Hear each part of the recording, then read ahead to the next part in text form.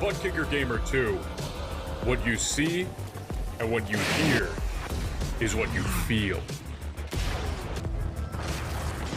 Butt Kicker, the future is feeling.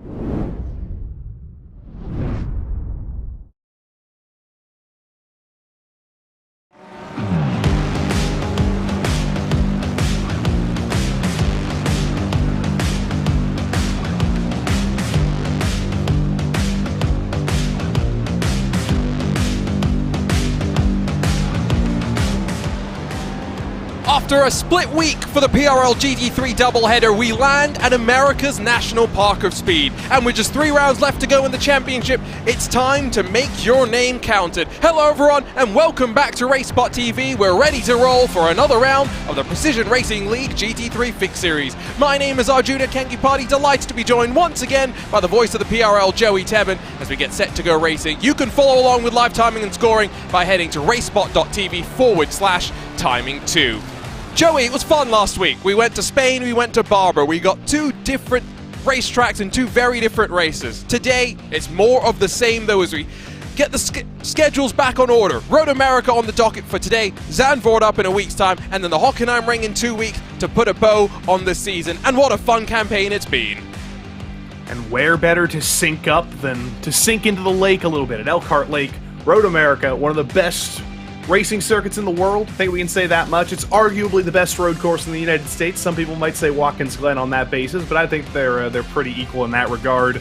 We've seen some of the best PRL races ever at this track. If you go back a couple of seasons to the GT3 Fix season opener, that was one of the best finishes of all time. But please don't do that mid-broadcast. Stay here, because I have a feeling we're going to have another historic finish in one of these races again, because Road America always delivers. It does, and it's one of those drafting tracks that also has those technical sections. That means that we do tend to see things looking a little bit different over the course of the long races. Here's a look at the Fix Series driver standings, though, and it's been a shake-up at the front, as it's now a blue oval that leads. Eric Kulaga has taken that old, venerable Ford GT to the very front of the championship standings, where he does lead by around 15 points. Dale Peterson second, while Uptown Gary Brown starting to slide backwards. He's tied with Justin Delano, Matt Scherf, Urexoy Doucette not far back. The reality is, Joey, this has been such a wild championship, it's still anyone's game with 3 rounds to go. And consistency is what's been very important. You see downtown Gary Brown in third. You might think he's won 3 races this season. He should be dominantly in the championship lead. 4 races, actually, this season. But no, last week at Jerez, he got disqualified for reaching the incident limit. And a couple of weeks ago in week 2 at Imola, he had a terrible race there and finished 5 laps down as well. So he's used up his drop week. He's used up 1 additional bad week. And even with those 4 wins, he's still got to make sure he's consistent throughout the last 3 races, or else he's going to lose it out to some of the more consistent drivers like Kulaga, Peterson, Delano, and even Matt Scherf, who's still up there. Now, Kulaga has done 1 DNF this season. For Dale Peterson, he's been pretty consistent, and so he's the one that has dropped the least points in the drop round that's already calculated in these standings. So a long way to go, though, in terms of racing action. Look at the team championship as well, where it has been a little bit up and down, but now Vultures Motorsport North, led by Kulaga and Matt Scherf, starting to build a little bit of an advantage. Jay Steffi, all 3 of those drivers inside of the top 10 in points. They're looking pretty comfortable. Lunatic Racing will try and make them uncomfortable. Lunatic Racing haven't been quite as consistent. Their second driver, Luke Davis, has finished second a couple of times this season. Looked like he was going to be one of those drivers who finally got his first win this season, but the last couple of weeks haven't been quite so strong. And Colin McKenzie, who won a race earlier this season, he won at Imola, has also not quite had the consistency recently. So that's why there's about a 70-point gap there, and Vulture Motorsports South is actually going to be looking to make it a 1-2 now. They're only 6 points back. I didn't clock that until just now, so keep an eye out for that. Plenty of excitement still left to come. Well, as the drivers roll out for qualifying, Let's take the time to thank those that make all of this possible, starting with Advanced Sim Racing. Owned and operated by passionate sim racers, Advanced Sim Racing designs and builds the sturdiest and most durable aluminium profile racing simulation cockpits available in the market today. All PRL members also get a 5% discount on ASR products using the Precision 5 coupon code. RaceBox offers mid and high-end button boxes for sim racing enthusiasts, from the casual gamer up to the most meticulous sim racing driver. Competitively priced and carefully handcrafted, our button boxes are an enjoyable addition to any sim racing setup. Visit raceboxsimracing.com and get a 5% discount also using the Precision 5 coupon code. Butt Kicker products add incredible immersion and realism to every game. Feel every nuance and truly put yourself in the driver's seat. Mecha Sim Hardware is a small company from the Czech Republic, and their goal is to produce high-quality sim racing hardware. If you are looking for a high-end pedal set, handbrake, or sequential shifter, visit Mecha Sim Hardware's eShop right now to get you up to speed. And Muradness is a performance lifestyle brand motivated by motorsport and founded by professional race car driver Daniel Morad. For more information, visit muradness.com. And last but not least, NinjaTrader. Better futures start now. Trade the world's future markets with NinjaTrader. Visit ninjatrader.com to access unlimited free trade simulation. Qualifying, not always important. At a track like Road America, I actually think it is crucial, because you start on a big climb up the hill. We know how much danger that can be down in towards turn number 5. Leaving yourself in the danger zone at an old school track like this is asking for trouble.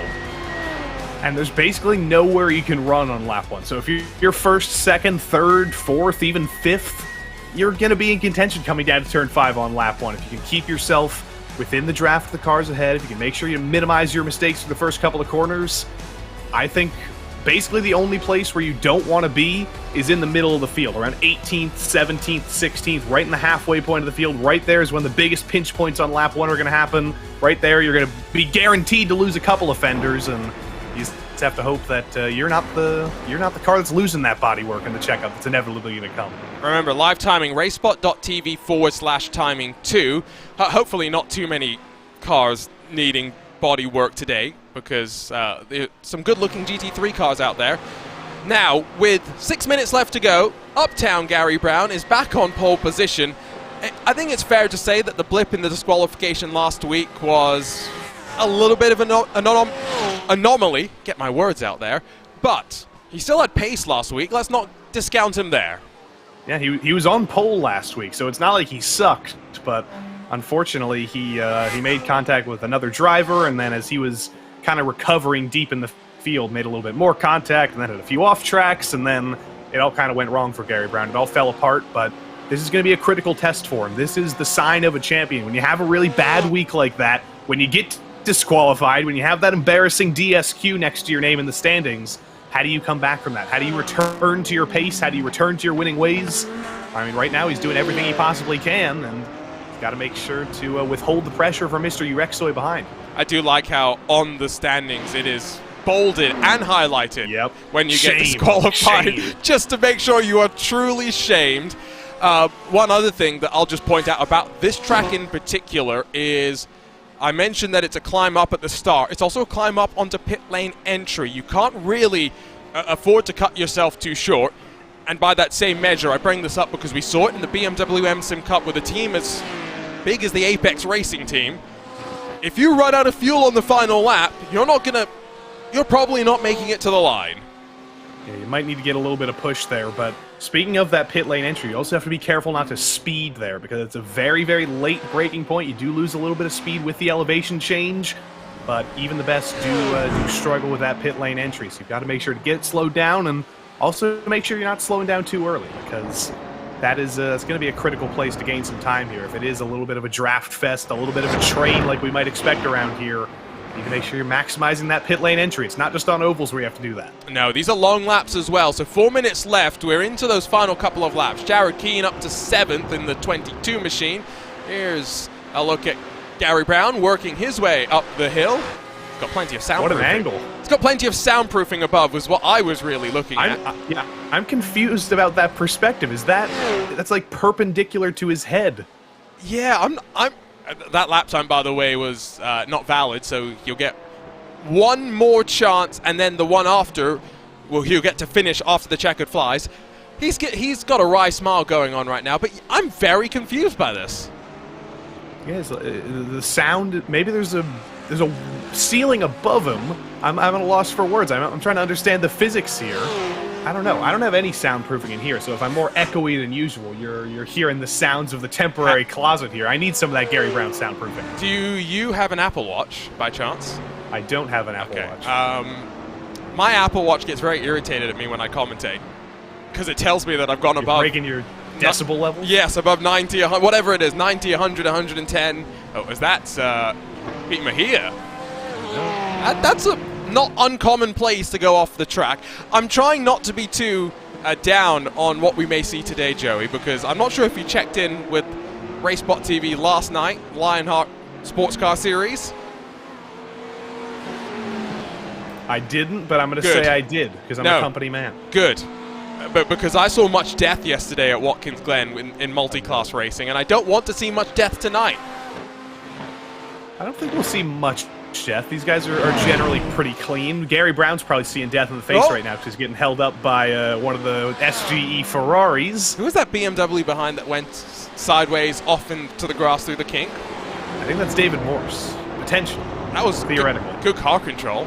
One of the places where I think I'm going to be most scared in a GT3 car if I've got dirty air in front. And this definitely is not going to be an improvement for Gary Brown, by the way, who now slides his way past the Ferrari that checked him up through that final sector. Irexoy only a 1/10 of a second off the pace, which, all things considered, a track like this is basically nothing. Delano up to 4th. That's one driver that needs a little bit more luck, I think, as well. There's some great stories here in qualifying. Frank Johnson, who I think had his best qualifying last week in 13th, has just gone and absolutely destroyed that and put it up in P3. I'm like 99% sure his best qualifying was last week, and I was complimenting Frank Johnson. I'm like, wow, P13, he's up in the top 15, that's fantastic. And he's gone and shown us all up. Here's the championship leader in that Ford, by the way. 205.605 was his previous best. This is 206.2. He'll get one more opportunity if he wants to go for it. And we'll see if there is going to be improvement. I'm curious what weather conditions are looking like, though, because the times are not trending well. The track temperature is, I mean, toasty, but by no means scorching. Yeah, the cheese curds might start to get a little bit melty in 103 degrees Fahrenheit, but they're not gonna completely melt. They're just gonna start to get a little bit squidgy. I'm shocked that it's this hot, actually, because just from looking at the track, it seems a little bit foggy as Gary Brown throws it off the road. We'll ignore that. It's a hot fog. It's humid out here. If rain was here, I would think it was about to rain, but not quite. I do love this candy apple red Lamborghini of Corey Davis. That's what I was saying. We've got some great-looking GT3 cars. It would be a shame for them to look worse for wear. Is Davis going to find an improvement? 23rd position, 1.2 off the pace. Definitely not on that lap. He will get the opportunity to go again. Behind him, you had the 68 cross the line as well. It looked like an improvement for either of them, but checkered flag is officially going to fly. The lap that you're on is the one that's going to count. Let's see, can Delano pull 4/10ths out here through the final quarter? Got to carry as much speed as humanly possible through there. You do have to make sure not to go too wide. There's grass out there that will spin you, and you'll get an off track for that matter, even if you do keep it pointed straight. But here comes Delano to the line. 205.2, is that good enough for pole? Not quite, but it is good enough for third. Not bad for Delano. Here's Waldo Walden in the 84 machine. He was the Ferrari that checked up Gary Brown slightly earlier. He will not improve either. Handful of cars practicing pit lane entries, which I don't think is the worst idea in the world. Here comes Ryan Chandler as he rises his way to the line.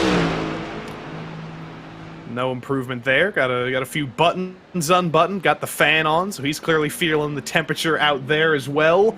Jeff Carollo, I want to mention him as well before qualifying ends. Great qualifying from him. This is absolutely his best track. This is where he got his only podium in the PRL, I believe. So good for him up there in the top 5. Karanjis is coming up over the top of the hill now in that Dazzle Ship Lamborghini. I can see it on my screen, though. I can't see any improvement, though.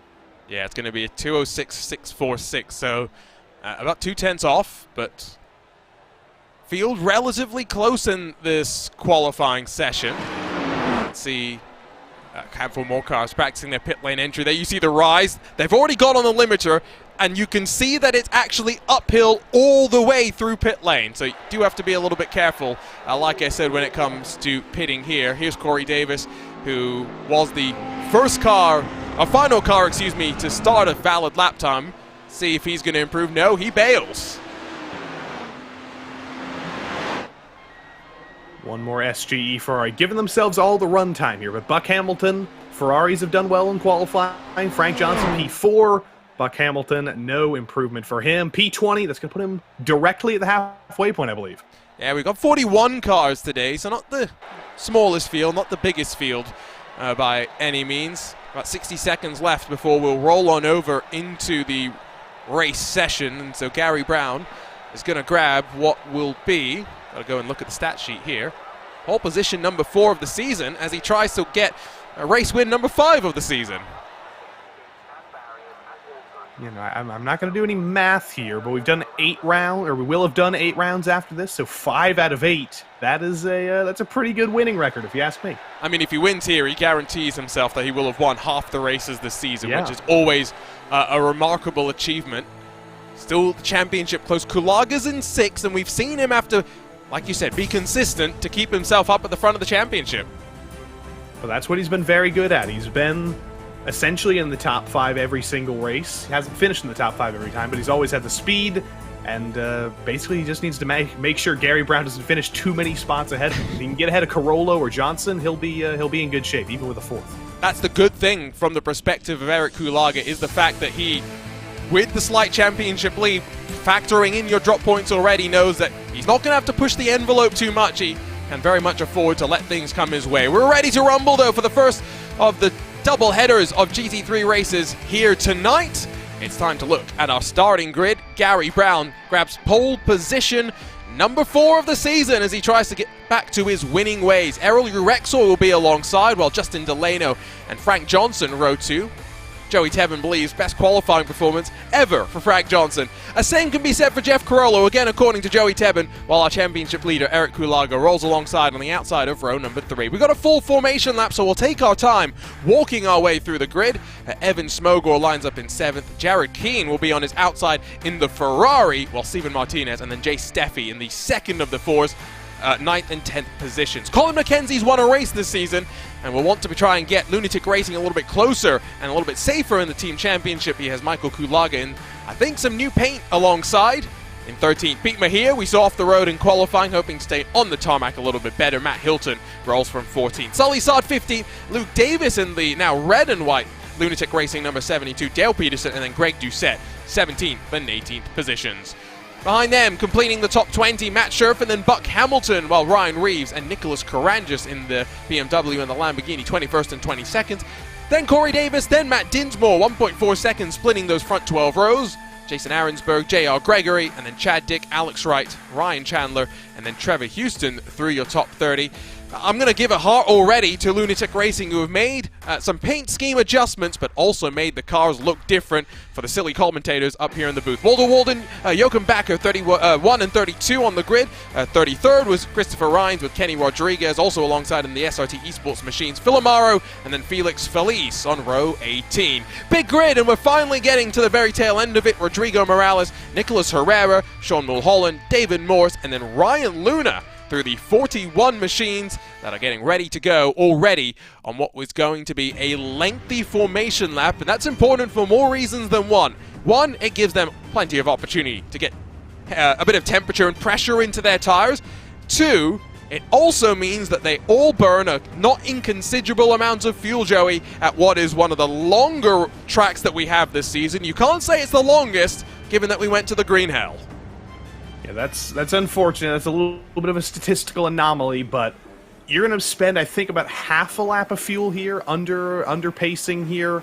So you're definitely going to be keeping that in your calculations, and that might decrease the fuel window a little bit. In a 35-minute race, normally we see a pretty wide fuel window. Some drivers come in early, some drivers come in late, some drivers split it straight down the middle. I imagine we'll see a little bit less spread here. There's probably going to be 1 or 2 laps where every single driver comes in this field. Turn 5, one of the major passing opportunities. You can see why. It's a long straight, downhill, wide open entry. Plenty of opportunity to make moves happen. Then out of turn 5, you rise up under the Corvette bridge into turn 6, which you do not want to be side by side, in my opinion, especially on the outside. Very easy to be squeezed off. Then you hurry through the hurry downs and into what is one of my favorite corners on the track, the carousel. It's a seemingly never-ending right-hander. There's a million lines through it, and every time it feels like you're running a different one. Yeah, pretty much. It's impossible to run the same line through the carousel twice unless you're absolutely millimeter perfect. I was going to say, before the carousel, turn 8 is actually one of my favorite corners because it's turn 5 too. It's tight. You're coming down the hill. It's a heavy braking zone. That's going to be one of the best places to make the pass. And then after the carousel, it's a little bit of a short run to the kink.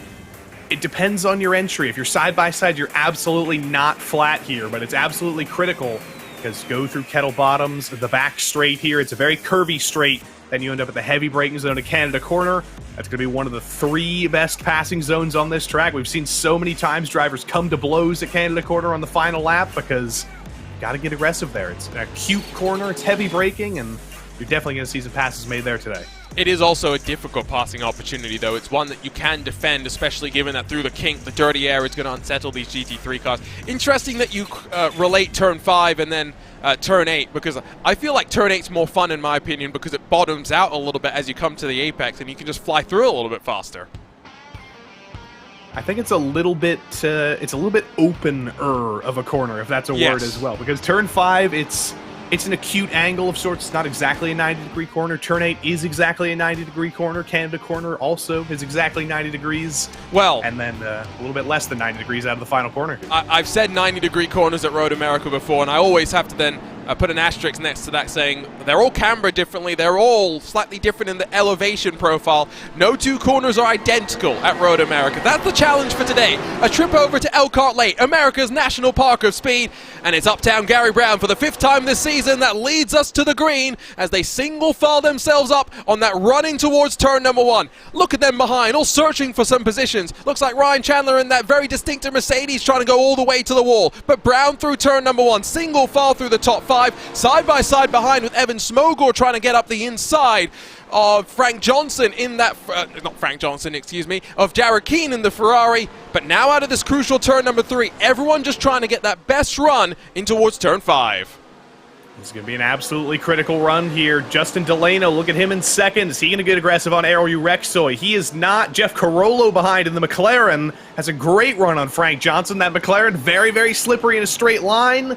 Not as good as the Ferrari on the brakes, though, as Johnson turns in. Carollo's going to muscle him out of the way, though. And it allows Kulaga the opportunity to try and jink back underneath, and he will not just get one, but try for the second. Carollo having to fend off the advances of your championship leader. But that's all coming down, though, through the kink in towards turn 8. Kulaga slots back into line. Already, look at the separation. Brown, Urexoy, Delano, the top 3, find themselves almost 2 seconds clear of that battle that we saw. Oh, and Jay Steffi goes around. Contact from one of the Audis. I think that may have been Colin McKenzie. Turn 8 strikes again. Another Audi off the road. Everybody getting out of the way around the outside of the carousel. Everybody made it through turn 5 so well, and I was just about to compliment everybody on a clean first lap, but there's always those pinch points, and somebody's always going to come off worse. I think it might have been... it might have been Michael Kulaga, though, involved in that one as well with Jay Steffi. A little bit further on as a result of that one. But now out of Canada Corner, still those top 3 in formation. Expect them, Urexoy and Delano rather, to be a little bit mindful of the fuel mileage and what that will mean in this 35-minute timed race with a fuel-limited GT3 machine. Frank Johnson having to get defensive from the other Ferrari of Jared Keane. But up the climb we go towards Barney the Flagman to end lap number 1. How many times has Aero Urexoy lost races based on fuel saving? He lost his first, the opportunity, his first win at Watkins Glen to Gary Brown, who saved a little bit more fuel before the fuel cycle came around.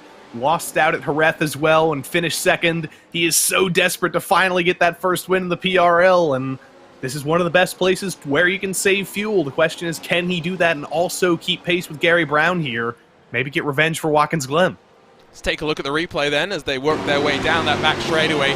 So the forward of Steffi had some clean air in front, and so down the hill into that braking zone at turn 8.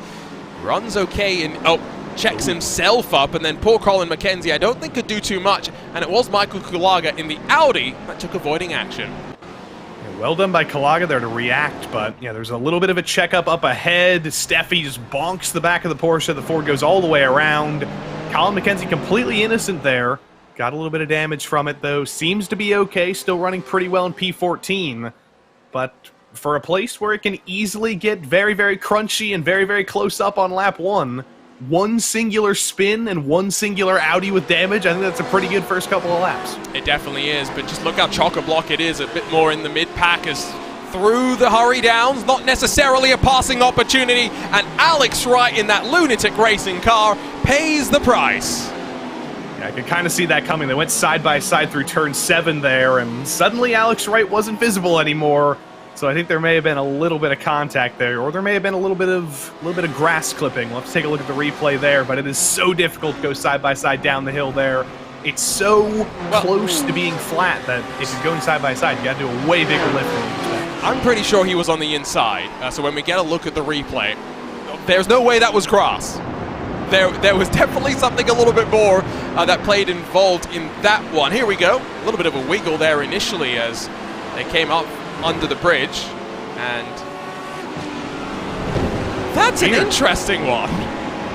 That is very, very weird. That's why I was theorizing grass, because I thought he just got a little bit out of shape, but on the inside, just touches the side of the Lamborghini, gets a little bit out of shape, and then completely overcorrects it. You'll see him just jerk the wheel hard to the left here, I think. Just makes the littlest bit of contact, gets a little bit of a drift on, then hard left, and then the BMW says, nope, you're going hard left. You gave the steering input, you're going there. Yeah, there was no saving that car, unfortunately, by the time the contact happened. The 43 of Matt Scherf bullied out of the way by Corey Davis, who getting into 6th position of the race so far. Candy Apple Lamborghini looking quite good. While we were watching that, by the way, Jason Arensberg also had a slight moment of his own in the Porsche that you cannot miss. We'll figure out this puzzle, though, in towards Canada Corner. Ryan Chandler up the inside, and Arensberg gets turned on the nose. So easy to do through that corner. Just two drivers fighting for the same position. One driver going for a little bit of a dive. One driver turning in a little bit too early. And they just end up meeting in the middle. He's lucky he didn't get more damage there. He is pretty clean. I didn't see much real damage there, but all the way to the back of the field. P38 for Jason Arensberg. He's got some work to do. Yeah, plenty of work to do. I didn't mention it earlier, and now I'm struggling to pick it all through. That's a bit of a traffic jam. 4 wide behind. Joachim Backer is the one that went off the road and is still not back on. Not sure what happened there. Yeah, you don't usually want to go 4 wide at Road America. That doesn't usually end well. Now, did they go 4 wide before that? That's probably the question that I don't think they actually went 4 wide. I think it was a little bit of an optical illusion, but they did try to go 3 wide into turn 6 here, which never works out, and that is an expected outcome there. And poor old Joachim Backer, the meat and the sandwich, ends up being the worst one off there. Yeah, so it's Trevor Houston on the outside in the SRT BMW. Maybe J.R. Gregory tried to sling it down the inside. Not really a space there, and Backer fortunately does not pick up too much damage. On lap 3 of 17, and that's a send from Nicholas Herrera on Trevor Houston. Not a successful send, but I guess you've got to be optimistic. I think that was the BMW of Christopher Rines, by the way, who went for that dive into turn 6. So I got my SRT drivers mixed up. Yeah, I had to look through the timing here. I had to see who's the BMW, because they're always changing things. But it's Lamborghini versus Lamborghini coming down the front straight here. They're generally decent in a straight line, the Lamborghinis. They have absolutely not been the car of choice, though. I think I saw in the official series they were about 2.5 seconds on average slower than the fastest car in GT3 around Road America. So definitely not the car you want to have around here to win the race necessarily, but these guys are comfortable. They deem their chances of survival to be the best in the Lamborghini, so they're gonna keep hanging tough in this thing. BOP, Schmeop. Who cares? And also, you get that big penalty. Jared Keane. Evan Smogor, Martinez. Keane comes off the worst in this one, and down at turn 5, which we did talk about as being probably a place that we would see some optimistic sends, and I'm not sure if this is a send necessarily, but straight to the replay machine we will look, and down the hill. Go quite deep onto the and Martinez loses the rear end all by himself. I think that's Jared Keane who loses. Sorry, Jared Keane, yes. He was a little bit too keen on the brakes, took a little bit too much speed in there, and poor old Evan Smoger saw him smoking the tires. Smoger actually gets the worst of anybody there.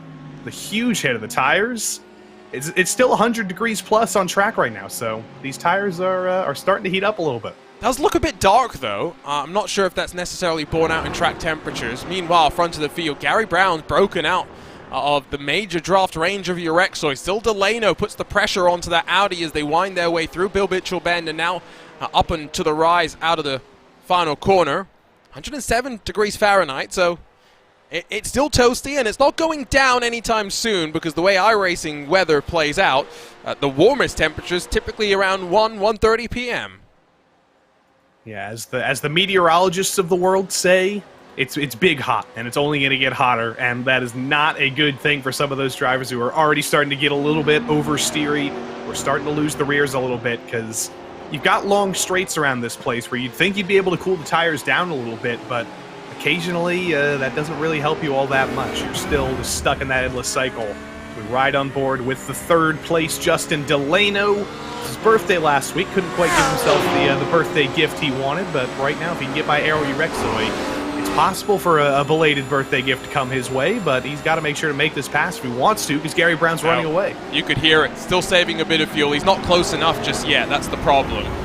Needs to be a little bit closer out of 3 to be able to really send it through. Can see the separation to Carollo, even though they haven't been fighting for 4th position, still been opening up very slightly. 35-minute race. We typically see them down on pit road between the 15 to 10-minute to-go marker on average. Road America is a pretty high consumption circuit, all things considered, Joey, just because of how much time you're spending on throttle, and you've got the counterpoint of the fact that you don't want to be caught a lap short. Yeah, and that's why I said we're probably going to see a pretty short pit window here. I don't even know if we're going to be able to go to the usual 15, 10-minute to-go range. I wonder if we'll see drivers come in with about 18, 17 minutes to go, just cut the race directly in half. But my real fuel concern right here is with Aero Urexoy, because I don't know if he's actually pushing at 100% right now. He was keeping with Gary Brown earlier. I don't know if this is just a pace drop-off that's leading to this gap expanding, or if Aero is just trying to save a little bit of fuel here in second, backing off a little bit, but if that's what he is doing, he's in danger of pulling a little bit too much of a gap, because he can save a ton of fuel, but a 1.7-second gap, that's not just being made up in the pits. There's no draft now as well either, so Urexoy is a sitting duck. I agree that we might see them come in a bit early. 18 minutes seems like it might be reasonable. I wonder if some drivers will actually think about coming in earlier just to try and maybe take advantage of some track position, because it's been a relatively clean race so far. Look how chock-a-block it is. Delano with the mistake, though, through turn number 1, trying to put the pressure onto Urexoy. He put the pressure on himself. He did, and that's so easy to do in turn 1. You miss your turn-in point by about a millisecond, and it's very, very difficult to recover. Good on him for figuring out how to get on the brakes there and not completely loop it around or hit the wall. But that was a scary moment for Delano, and that's your second chock-a-block of the broadcast so far. I'm starting to pick it up. Oh, is that really the second time I've slung that one in? I don't think I've ever heard you say the word chock-a-block in your life. Well, I've said it before, just never on a broadcast, and apparently now it's twice in one night, so that's a problem. Buck Hamilton has got in front of Matt Scherf. Now, we saw the send from Nicholas Herrera on Trevor Houston, slightly earlier. This is not deja vu, unfortunately, because slightly over-optimistic. And Trevor Houston, I mean, he had to turn in eventually, but I feel like he could have probably backed out a little bit more to avoid getting more involved in that. But yeah, that was not his fault whatsoever. That was a huge dive, an unintentional dive, I think, from the 42 Lamborghini. I don't think he intended to be that late in the brakes, but he was a bowling ball at that point. And Trevor Houston didn't really have anywhere to go. At some point, he had to turn in to make the corner, and unfortunately, Herrera wasn't making it. As Frank Johnson through the kink, sliding back and forth, but brings the bucking stallion back into control. Maybe the save of the season. It's finally Ford versus Ferrari. It finally happened. Frank Johnson off the road, using a little bit of that asphalt curb there, and he's going to back out of that. He doesn't really want to go side by side with Kalaga up over the top of the hill. Look, Eric Kalaga up into the top 5, but the real star is going to be this save here. Through the kink, just a little teensy bit of a lift, and still gets the understeer. Goes for a little bit of landscaping, doesn't keep the wheel straight necessarily, but he's still able to save it. It was the fact that he didn't get too concerned with trying to arrests the car's momentum that allowed it to slither back into a straight line. You saw the amount of understeer that he got, and that was in clean air as well. So that nervy moment. Kulaga's been allowed to take 5th position as a result. Johnson, Mejia, Martinez, Hilton, and then Saad, the rest of your top 10. And again, we saw the track map slightly earlier. It is very much a busy racetrack right now. There is Christopher Rines. You correctly identified the SRT Esports BMW. Chad Dick, though, in the Porsche has just gotten up to 26th in front. It's a recovery drive for Chad Dick. He was one of those drivers who got into a little bit of trouble with Jerez last week, not by his own fault. He just, I believe, was involved with the Gary Brown incident and the chicane. He kind of got shoved out of the way, so it's a redemption race for him at Road America for Flying Lion Racing. Gary Brown is not his teammate. Gary Brown drives for Spazzino, so I thought they were teammates for a moment. And Rodrigo Morales is the next driver to join the Turn 3 runoff club there. And is there a little bit of damage on that car? Did he make a little bit of concrete contact? I don't think he did. I've made my fair share of off-track slip-ups through that Turn 2. It's not Turn 3, it's Turn 2. Sorry, I had to. That looked innocuous. Very, very innocuous. Yeah. So, okay. There's a little bit of a correction. Cycling back. This is Turn 1. We're down the hill. This is Turn 2. Apparently this is Turn 2, but I mean, you're straight into the braking zone of Turn 3. In an ideal world, in a correct and just world, that would be Turn 2, but unfortunately we don't live in a correct and just world, and I gotta follow the Road America rules. So, I've been so conditioned to think of that as Turn 3 that sometimes we go to tracks where it's like, it makes sense, and it is Turn 1, then a little kink, and then Turn 2, and I'm like, wait, this should be Turn 3, this doesn't make any sense. Yes, I have calmed down on my stance that the Red Bull Ring Turn 3 should be Turn 2 when someone presented to me the argument that, yes, but if you're on a motorcycle, then Turn 2 is very scary, and I agree. Then they invalidated that argument by adding a chicane so the motorcycle riders didn't have to take Turn 2 as it was and instead had a chicane that slowed them down. So, I've gone back to my original opinion. Corner numbers are terrible, let's just name all the corners. To be fair, oh! Now, who was that? Colin McKenzie, and Smoger gets involved as well. Oh, and there's a car up and in the catch fencing. There's a BMW. It's a corner now. It's a corner now. That's true. There's a BMW stationary. Ryan Reeves. Oh, my God. My goodness me. That looks like a martini, or an umbrella sticking out of a martini up there. How did that even happen? I didn't see that until the last second as the smoke cleared, and suddenly there's a car sticking out of the fence. I did see Colin McKenzie go around, and from there I didn't see anything else. So we're going to spool up the replay machine, and this is the unfortunate thing where we're having a couple of ganders of replays when we'd rather be watching things that's happening live. Fortunately, it's pretty calm right now. As we enter into the pit stop window, I've just put the commentator's curse down on them. Just watch and see. Yep. Here we go. Here's the not calm. McKenzie just barely clips the grass rather, and oh my God. That's Smoger who got flung into the fence. Look at him, he's still on the throttle up there. He's trying to get out of the fence, but I don't think that Porsche's going anywhere. That's like a banger sticking out of the mash, and it's a funnel here. There's nowhere you could go. Put that one in the highlight reel, Evan Smoger, because you're not getting that worst luck anytime soon. Matt Scherf, take a bow. We're going to ride on board with him here because everyone did a great job of avoiding the chaos. I don't think many did a better job than Scherf, though. Just watch and see. Let's listen for a second. He sees Smoger get spun into oblivion, but Scherf gets on the brakes again. If my one hand wasn't opening the mic, I'd be able to clap for him, but I'm gonna try and clap for him right here. But now as Steven Martinez comes down to pit lane right with 18 minutes to go, Joey Tebbin does know what he's talking about. That's one of those incidents that kind of shakes up the field. 41 started, it was a very clean start. Now we're down to 34, effectively left on the leading lap. Jochen Bakker has come down pit lane slightly off strategy. I'm not sure what that's going to mean to the rest of the field. You know, one driver that's been completely unperturbed, that's Uptown Gary Brown. Indeed, and he didn't even have to see the car sticking out of the fence, so he's not perturbed by that unless he saw the replays on TV, Fernando Alonso style. He might be far enough ahead to be doing that.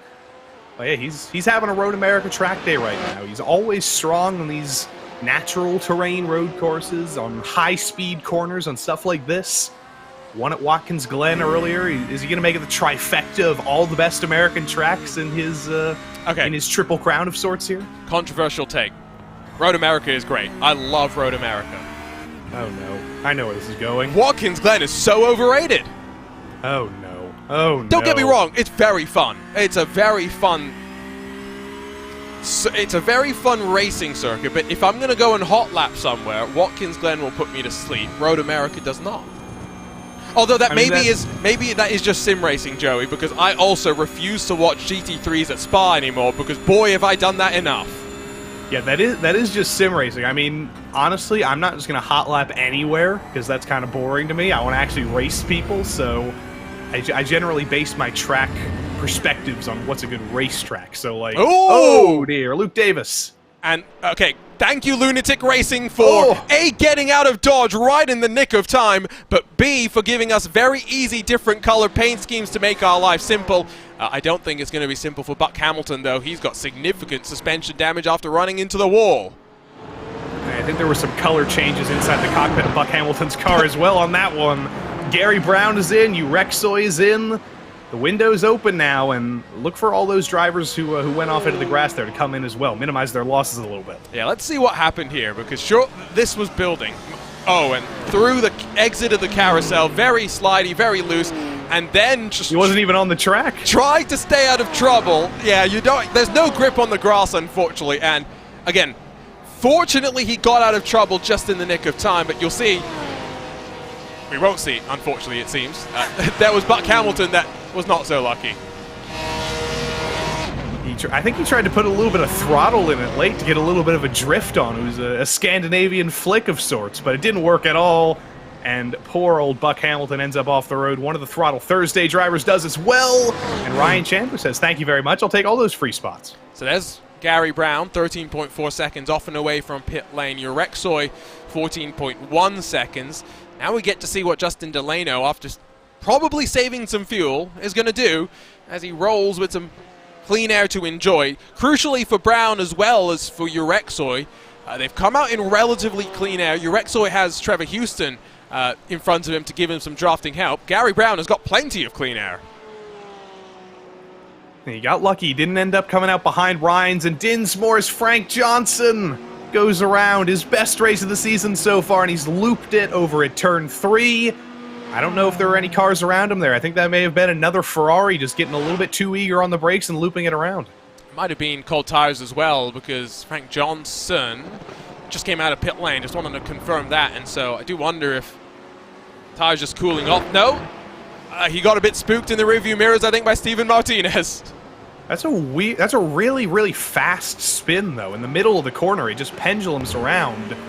Did he clip the grass a little bit on the left here is my question. Come down into turn 3. Yeah. Does clip the grass a little bit to get it a little bit out of shape, but he clips the grass on the inside. That's actually what pendulum did around there. I couldn't see that in the initial angle. Definitely got spooked and just turned in a little bit too early. So here comes Delano in that Porsche, cresting that top of the hill at Road America, and now it starts to level out, does the pit lane. So if you're a little bit short on fuel, now you're a little bit more relieved. They're all going to filter on in as well. With 13 minutes to go, the tank's surely close to dry. Now, we're not really concerned about Gary Brown. We know that he's probably going to emerge in the race lead. The question is, Delano versus Urexoy. With Urexoy out of the final corner, where do they stack up? A little bit of math here. Gary Brown was in the pits for 13.4 seconds. Urexoy 14.1. Delano 13.9. So about equal with Urexoy. It's just going to be a dead run off of pit lane. And Delano is going to get out ahead of him, but he's going to have a little bit cooler tires. Urexoy is going to have a run at a turn 1 here.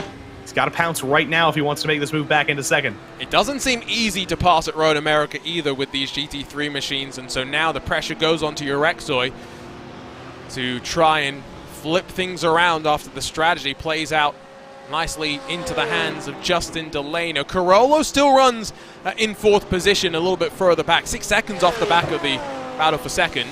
He's got Kulaga, Mejia, Hilton, Martinez, Peterson, and Davis, who's up 13 positions to grab a spot inside the top 10. This has been the race of Corey Davis's life here in the Lamborghini, which I mentioned has not been the car of choice at Road America this week. It's been his car of choice though. He's done a fantastic job. He's up 13 spots. Carollo is much higher up the field than he normally is as well. I think these are two drivers who really want my dream idea of having a whole season where it's Road America for 10 rounds, just different cars every week. I mean, I'd be down for that, but make it the Nordschleife.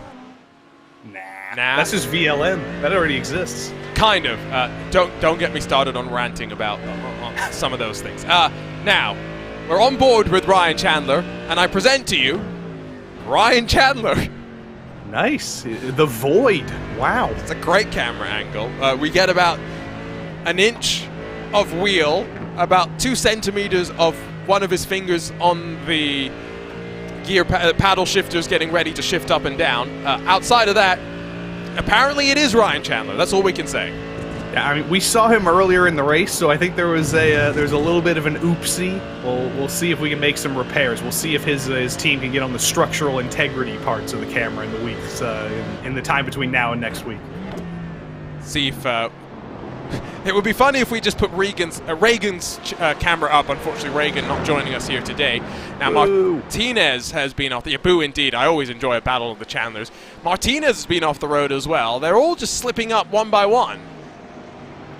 It's easy to get complacent around here. This is a place where everybody kind of thinks they know, so sometimes drivers show up a little bit late. They don't get as much practice in as they'd want, and then when you got a very hot track, that's when mistakes happen. And Steven Martinez, the first Porsche to have a little bit of a pendulum moment at Canada Corner, take too much speed in the corner, get the littlest bit of a slide on, and there's basically no way you can save it with everything about that Porsche.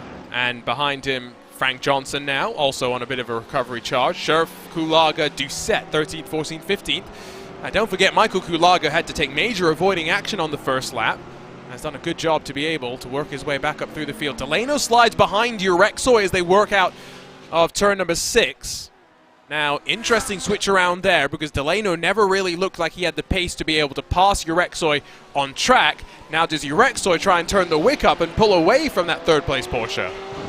Well, both of them lost about a second there in that switch of positions. So I don't know if there was contact or if they were just very, very slow going side by side through turns 5 and 6. But they've both held each other up a lot there. And if it wasn't already guaranteed to be a fight for second, it is absolutely just a fight for second now. Both of these drivers can only treat this as the fight for the win. And Justin Delano has definitely been the faster of the two, but I wonder if he just tripped up a little bit and let Urexoy through. And don't forget, we do have to ask Gary what all that soundproofing is, assuming we get to talk to him at the end of this race. No commentator's curse. I'm definitely not trying for that. I hope the soundproofing isn't too good. I'm trying to see where you're going with this. So we can hear him. Oh, okay, I see what you mean. Yeah. Well, that would be some great soundproofing. A black hole of soundproofing? What are those rooms that have, sensory deprivation tanks? No, they have a specific name. In the audio world, I don't know. Whisper rooms? Anechoic chambers, something like that. Yes, I have been very curious what those actually are like, what the experience of being in somewhere with absolutely zero noise is like. We'll have to ask Gary Brown. We'll find out. Fortunately, he's wearing headphones, Joey. That's why he can hear us.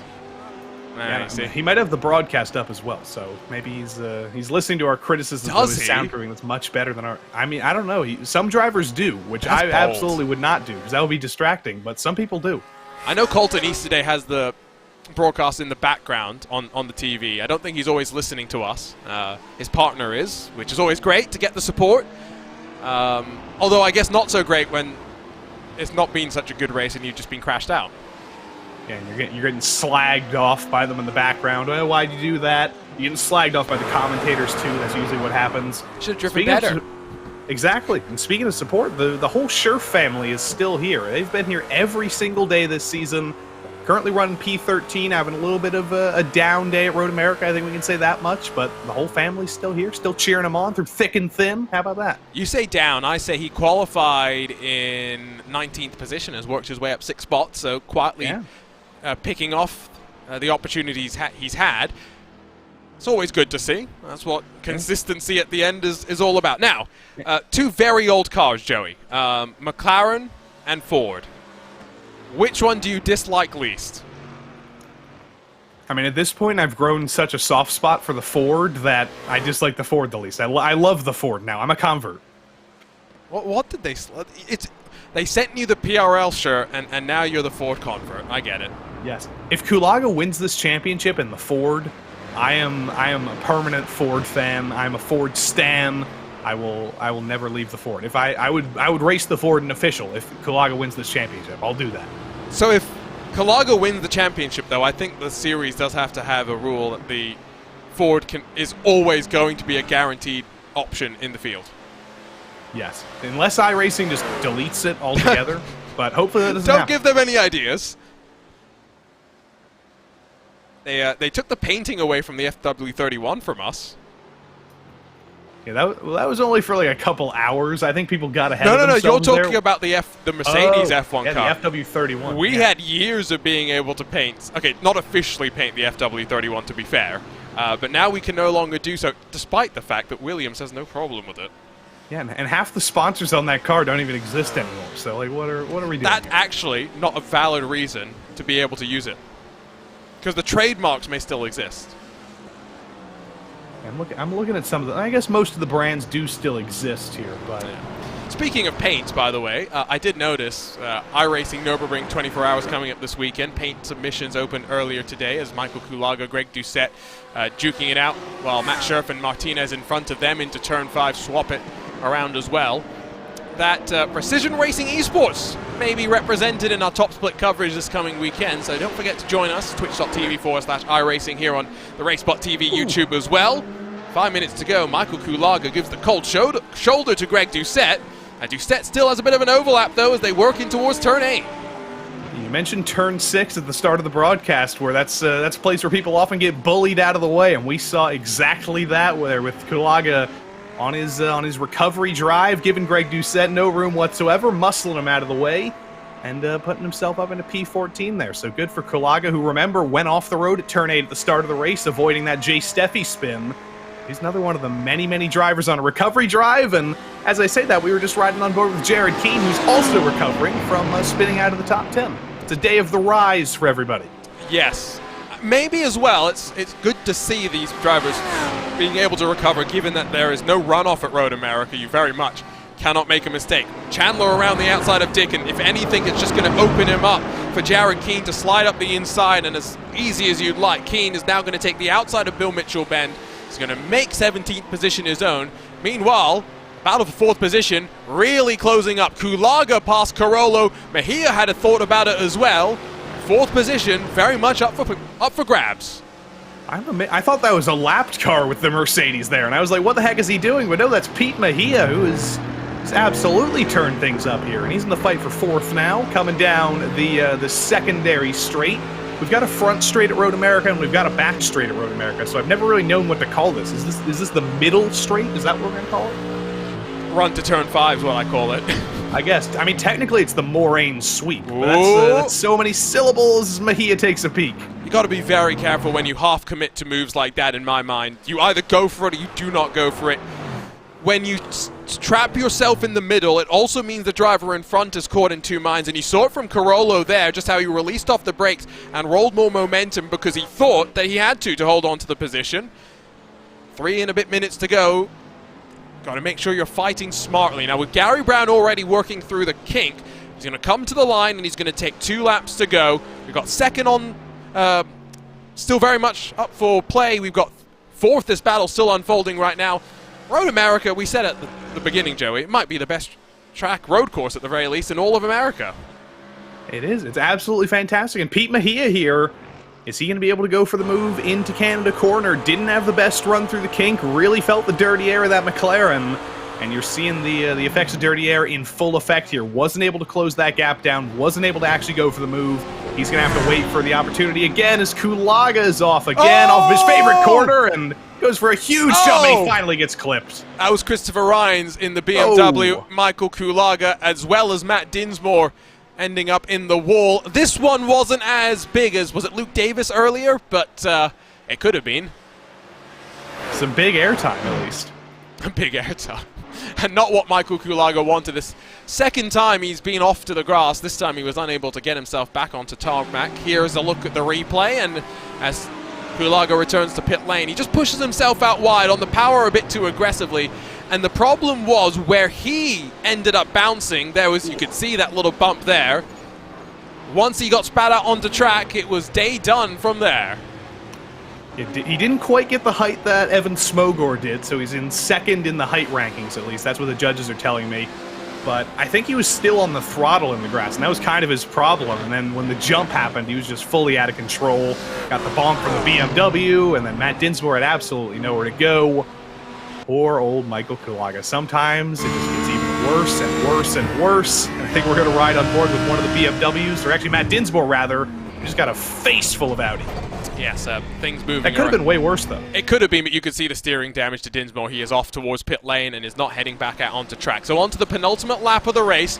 Delano not really close enough over the last handful of laps to put the pressure onto Urexoy. That's changed, though. Look at this, coming to the white flag.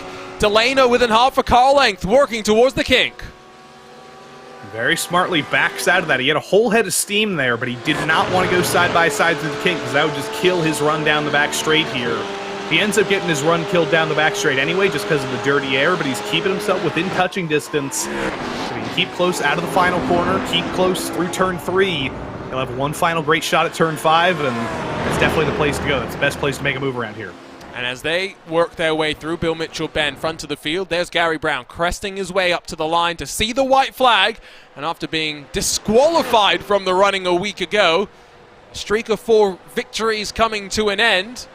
Gary Brown about 4 miles away from a 5th victory in a 10-race season. What a mark that would be. Here's Delano, though, with the draft and poking to the outside into turn 1 for the very final time. Urexoy in the Audi will try and go later onto the brakes, but Delano wasn't having any of it. He gets alongside, not able to get the move done, and now will try and pinch Urexoy working through turn 3.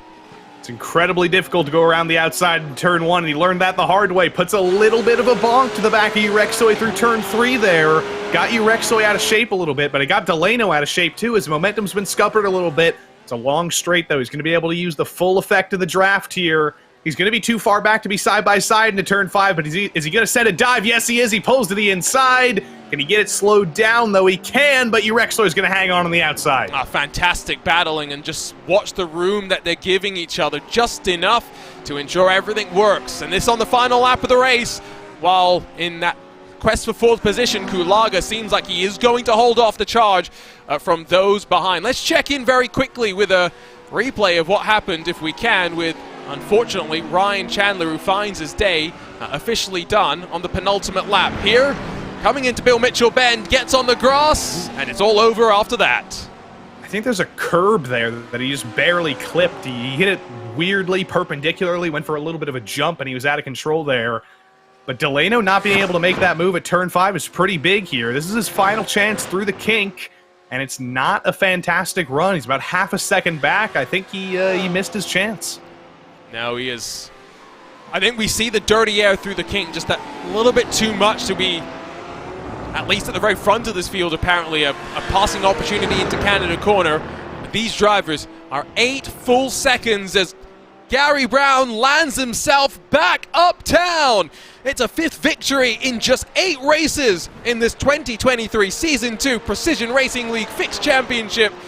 And you can see that it means quite a bit after what was a difficult round 7 days ago. It's Gary Brown that lands back on top. Behind Urexoy, Delano will work their way to the line. The championship leader, Eric Kulaga, like you were saying earlier, Joey, what did he have to do? Minimize the points that he lost to Gary Brown. He did what he could. He got up to 4th. And he's still going to be in the championship lead here. I don't know who got the fastest lap, so I can't calculate all the points, but Gary Brown should still be about 15 points behind Eric Kulaga in the championship with 2 rounds to go as Greg Doucette loses it at the final corner.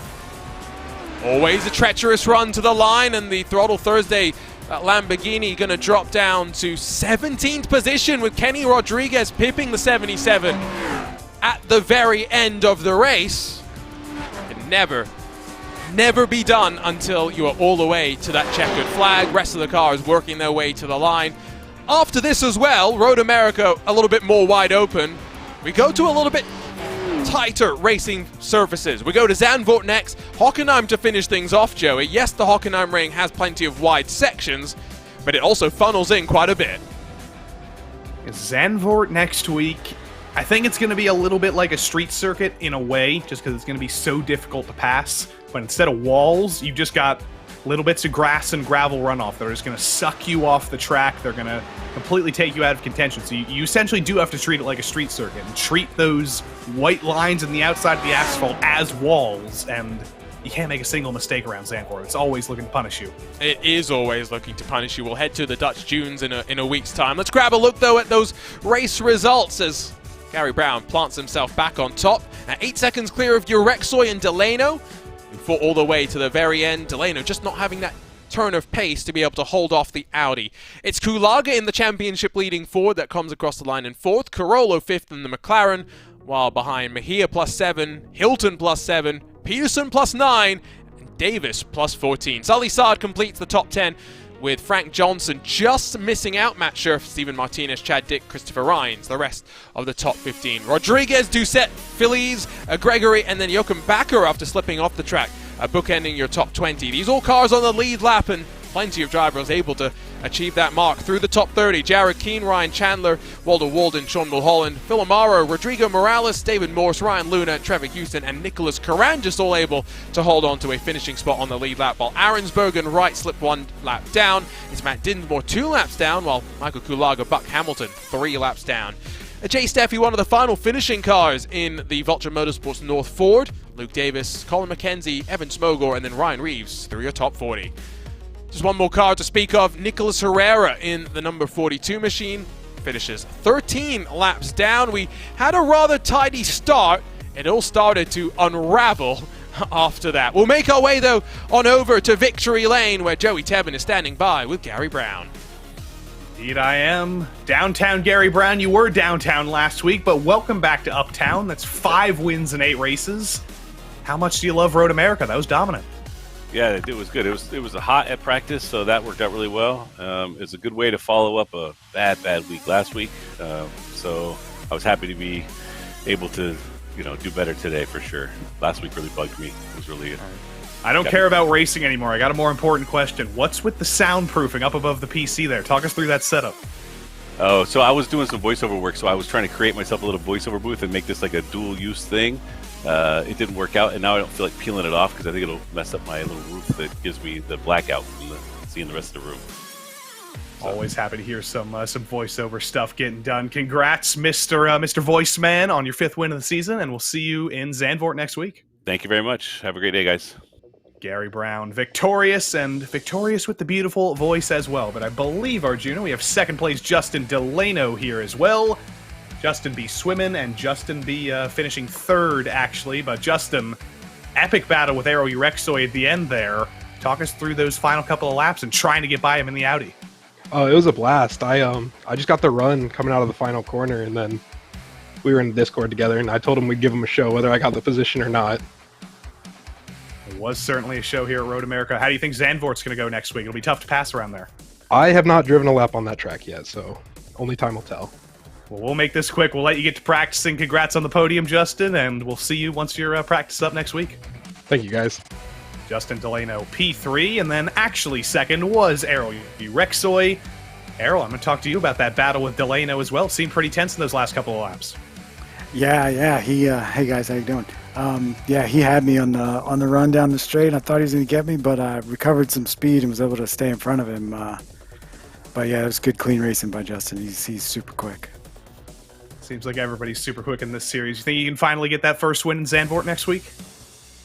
Zandvoort's not, maybe not Zandvoort. I'm looking, my eyes on Hockenheim. Zandvoort, I'm looking for just a quality top 5. It's not a track I know real well. But watch out for me on Hockenheim. Hockenheim is a track I love, so. We certainly will. Congrats on the podium this week, Errol, and we'll keep track of him at Hockenheim in 2 weeks, apparently, Arjuna. Yep, sounds like he's already set his stall out for that final round of the championship. We will take a quick look at that schedule before we cycle things over from the fixed series. We started at Sebring. It's been an interesting journey. I think the drivers saw Detroit and the Green Hell as the midway slump of the season in many ways. Now that they're past that, we had our trip over to the Spanish coast, our trip to America's National Park of Speed. Zandvoort's an interesting one because let's remember, Joey, we're going to the old version of Zandvoort. We don't have the high banking that we've got nowadays. It is also, though, an old school track with not much runoff. Is very, very old school. The fastest corners of the track are some of the corners with the least amount of runoff, so you have to minimize those mistakes, almost treat it like a street circuit, like I said. Personally, I'm going to study up on my Dutch, and I'm going to make sure it's Dutch words that I can actually say on the broadcast. Do you know any of the corner names at Zandvoort? I know Tarzan. Well, every corner ends in Bocht. Because that's what corner means. Yeah, that's what corner means in Dutch. So you don't actually have to say Bocht every time. But there's Hans Ernst, Tarzan, Arie Luyendyk, unless that's one of the new ones. No, that's an old one. There's a ton of them. Well, so the thing is, you don't want to say Tarzan Bocht corner. Yeah, that would be Tarzan corner. Yes, no, exactly. So it's like when you say chai tea. So if you're going to say they go through Tarzan Bocht, that's totally fine. If you're going to, you see what I mean? Yeah. We're getting very distracted here. Anyway, that's beside the point. Let's not focus on next week. Let's focus on today and the here and now. GT3 fix done and dusted. Let's add 5 minutes to the race distance. Let's give them open setups. It's time to rumble for the Precision Racing League GT3 Sprint Series. And while the fix series has been very much up and down, it's been the same case in this GT3 Sprint Series, even more so.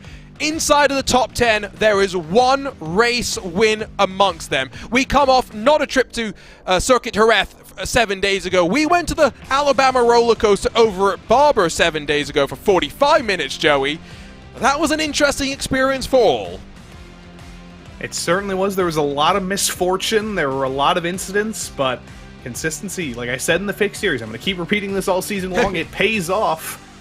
And you've had to be consistent at so many different types of tracks, from F1 tracks, Imola, the Red Bull Ring, everywhere else, Jerez at that point, Belle Isle Street Circuit, the Nordschleife, which is just a whole nother beast, Sebring to start it off with the bumps. It is a crazy, crazy life being a GT3 driver because we are throwing all the challenges at you this season. Hey, they asked for it, apparently, so they get it. Here's a look at how the championship stands, and no, your eyes do not deceive you. It's a tie between Abner Acosta and Francis Castillo-Romero. Juan Malagon not far back in another of the CRT Purple machines, just 8 points adrift. Martin Crisp now only 16 points adrift. Plenty of fun still to look for, and like I mentioned, one win inside of the top 10. That went the way of Elliott White. Two drivers have 2 victories apiece. Andrew Waring as well as Beckham Jasir. They're 14th and 18th respectively. Joey, you say consistency wins championships. That's something I've been saying for about 3+ years now. Yeah, and also making sure you show up for every race wins championships. Remember, Elliott White was our champion in GT3 Sprint last season, but he's only made 5 of the 7 rounds, and one of those 5 races where he showed up, he had a DNF, so he's missed 3 races of points, essentially, and that is unfortunately not the way you win the championship. But sometimes in a league like this, where these guys aren't, they're not pro esports drivers, where this is one of their main things, they are a lot of people who do this as a hobby during the week. Sometimes, unfortunately, life doesn't go your way during the season, even if you're a champion. You're giving them their racing driver excuses. Look at you. Look at the team championship, though, where this is interesting because where we talk about consistency being so important across the season for one driver in the drivers championship, in the team championship, where you may have 2+ drivers entered, you need consistency in numbers. SimCity Racing only have the 2 drivers, no victories, they still are 27 points clear of Precision Racing Esports. The problem is SimCity Racing, Precision Racing Esports, even SRT and Evolve, they've got a few cars out there in the field. You know who's got a lot of cars, Joey? That's CRT with purple and blue, 3rd and 6th respectively. And SimCity Racing only has 2 cars. They don't actually have a 3rd car to fall back on. And Precision Racing Esports, with all due respect, they do have 3 cars, but it's essentially been like they're a 2-car team because Boris Ovando's missed around. He's had a DNF in 4 out of the 6 races he's won. He did win one of the 2 races he's finished, so he has scored some points for the team, but it has been it's been a difficult season for all 3 of the cars of Precision Racing Esports, and difficult season plus one team that can make no mistakes whatsoever, that equals a pretty good team's championship battle so far. Yeah, absolutely. I've been enjoying both the fixed and the sprint. They've been interesting in their own different ways. Now, once again, it is a open qualifying session. 20 minutes thrown on the board and drivers get unlimited laps. They roll themselves out on qualifying right now. We'll get a look with those track pictures in just a few moments' time. What have we learned, though, Joey, with one 35-minute race in the books with fixed setups? What can we carry over? What can the viewers be thinking about when we add 5 minutes and we give these drivers a bit more leeway in how they want the cars to behave? We didn't learn much in terms of traffic in the last race. There were no instances where drivers came into the pits and ended up in traffic. There tended to be some openable gaps on the track, so you're not necessarily going to be worrying about traffic around here. But the one thing specifically I noticed in the last race was the dirty air seems to be a little bit worse than it normally is around Road America, especially through the kink. You want to make sure you can follow a car through there, but with the dirty air as bad as it is, that kind of minimizes Canada Corner as an overtaking opportunity, and that minimizes your chances of actually being able to make a pass. So you've got to really focus on some of those better opportunities where there aren't high-speed corners and dirty air preceding them. I saw a question about whether the draft has been reduced too much, and I'll just make the comment that talking with some of the drivers in the Porsche, want to make sure I get it right, Porsche Carrera Cup North America, almost got myself tripped up and called it the Super Cup. They were saying that at a track like Indianapolis, how much they were struggling with dirty air. Indianapolis is not a track where we would typically think there is a lot of wash that the drivers are having to deal with. Joey, when you think about that, when you hear comments like that in the real world, it makes you think and makes you realize, I think we're a bit spoiled as sim racers where we're just used to really sucking up to the cars in front of us. Yeah, we need less aero. We need less aero. We need these cars to be as smooth as humanly possible. There isn't really anything we can do about that, but I'm really hoping the dirty air can get a little bit better in these cars. Zandvoort especially next week. If you want to talk about a place where dirty air is going to make it difficult to pass, that's going to be a very, very big one. So I hope we can get these cars a little bit slippier in the future. Get them a little bit better in following. That's an issue with every style racing, from open wheel to stock cars to GT3. It's an issue everywhere. You did say that we might have some damaged GT3 cars at the end of our first race. You were not wrong. That did come from, a couple of big moments, mainly just derived from the lack of runoff that we've got at this facility. I don't know how many... We've got a few less cars in the field here today. And with open setups, we always have that dilemma. I think that's the right way to phrase it, that the drivers will be having, Joey. How much downforce can they take off to be a rocket ship in the straight lines, of which there are plenty here in Elkhart Lake? The second is, all right, once I've stripped off all the downforce, how dang slow am I through the corners?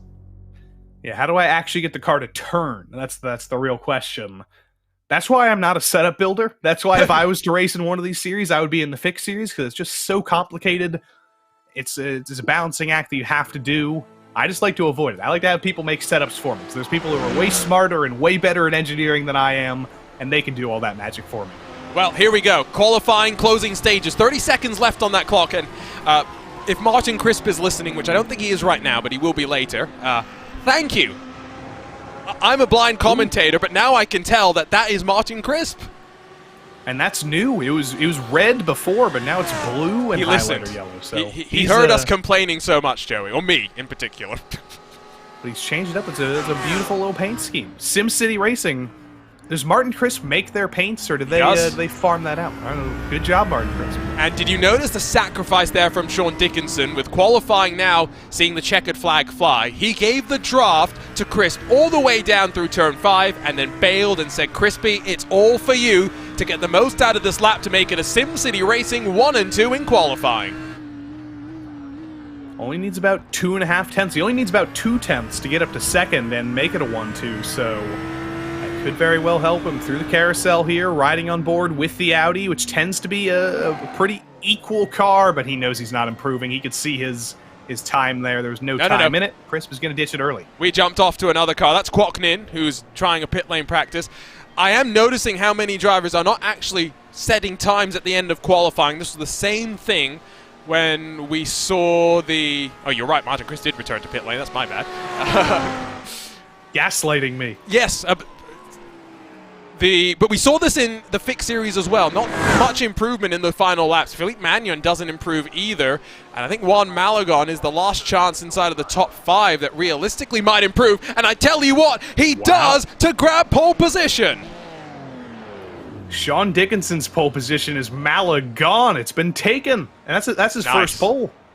That was well played, but you did have to force that one. I did. Here's Arnaud Genet. Can he find pole position? No, he finds 0.003 of a second compared to his previous best marker. I think just maybe a handful more cars. Mendoza in the BMW roars to the line, and, well, that lap time before wasn't really representative. It's a 2:04, and we'll see him get up to 22nd. That's a good little lap there. Unfortunately, I think Penny Dickinson in the chat may be a couple seconds behind because you just went Sean on pole. Woohoo! I'm sorry to bring it to you, Penny. You're going to be disappointed in a couple of seconds here. Final couple of cars coming to the line. Brian Curran, no improvement from him. I think we're done. I think that is it. Still got Penny Dickinson says, "Oh shoot!" By the way, I think the feed is finally caught up. minding the language. Thank you for that. After we had some interesting language last week in some PRL activity. Already, though, qualifying rolls itself on over. We are flying off into another race with the cloud cover starting to linger a little bit more for these drivers. It was close in qualifying, but at the very final stages, it was Juan Malagon able to rip it away from the SimCity Racing driver of Sean Dickinson to grab the pole position for this race at Road America. Let's run you down through the starting grid as they line up and get ready for their full formation lap. In the CRT purple, very purple machine, Juan Malagon tries to close 8 points in the championship. It's his first pole position of the season. He's got Sean Dickinson for company on the outside of the front row, while Elliot White and Boris Ovando, the two Precision Racing esports drivers not involved in the championship fight, line up on row number 2. Andres Espinosa and then Martin Chris, 5th and 6th positions, with the blue highlights making it very easy to pick that Audi apart. Diego Morales in the Mercedes, and then Abner Acosta in the Lamborghini, completing your top 8. Arnaud Genet and then Caleb Lehman 9th and 10th position. Francis Romero has a bit more work to do, but he's not totally off the pace, at least this time, in 11th. Michael Terrafino in the Team Beef BMW rolls from 12th. Hopefully not unlucky 13 for Nani Tavares today. Joshua Spears in the Audi alongside Ryan Pucktel, Tommy Brasson, Ethan Bass in the Ford, and then Caven Norris through your top 18.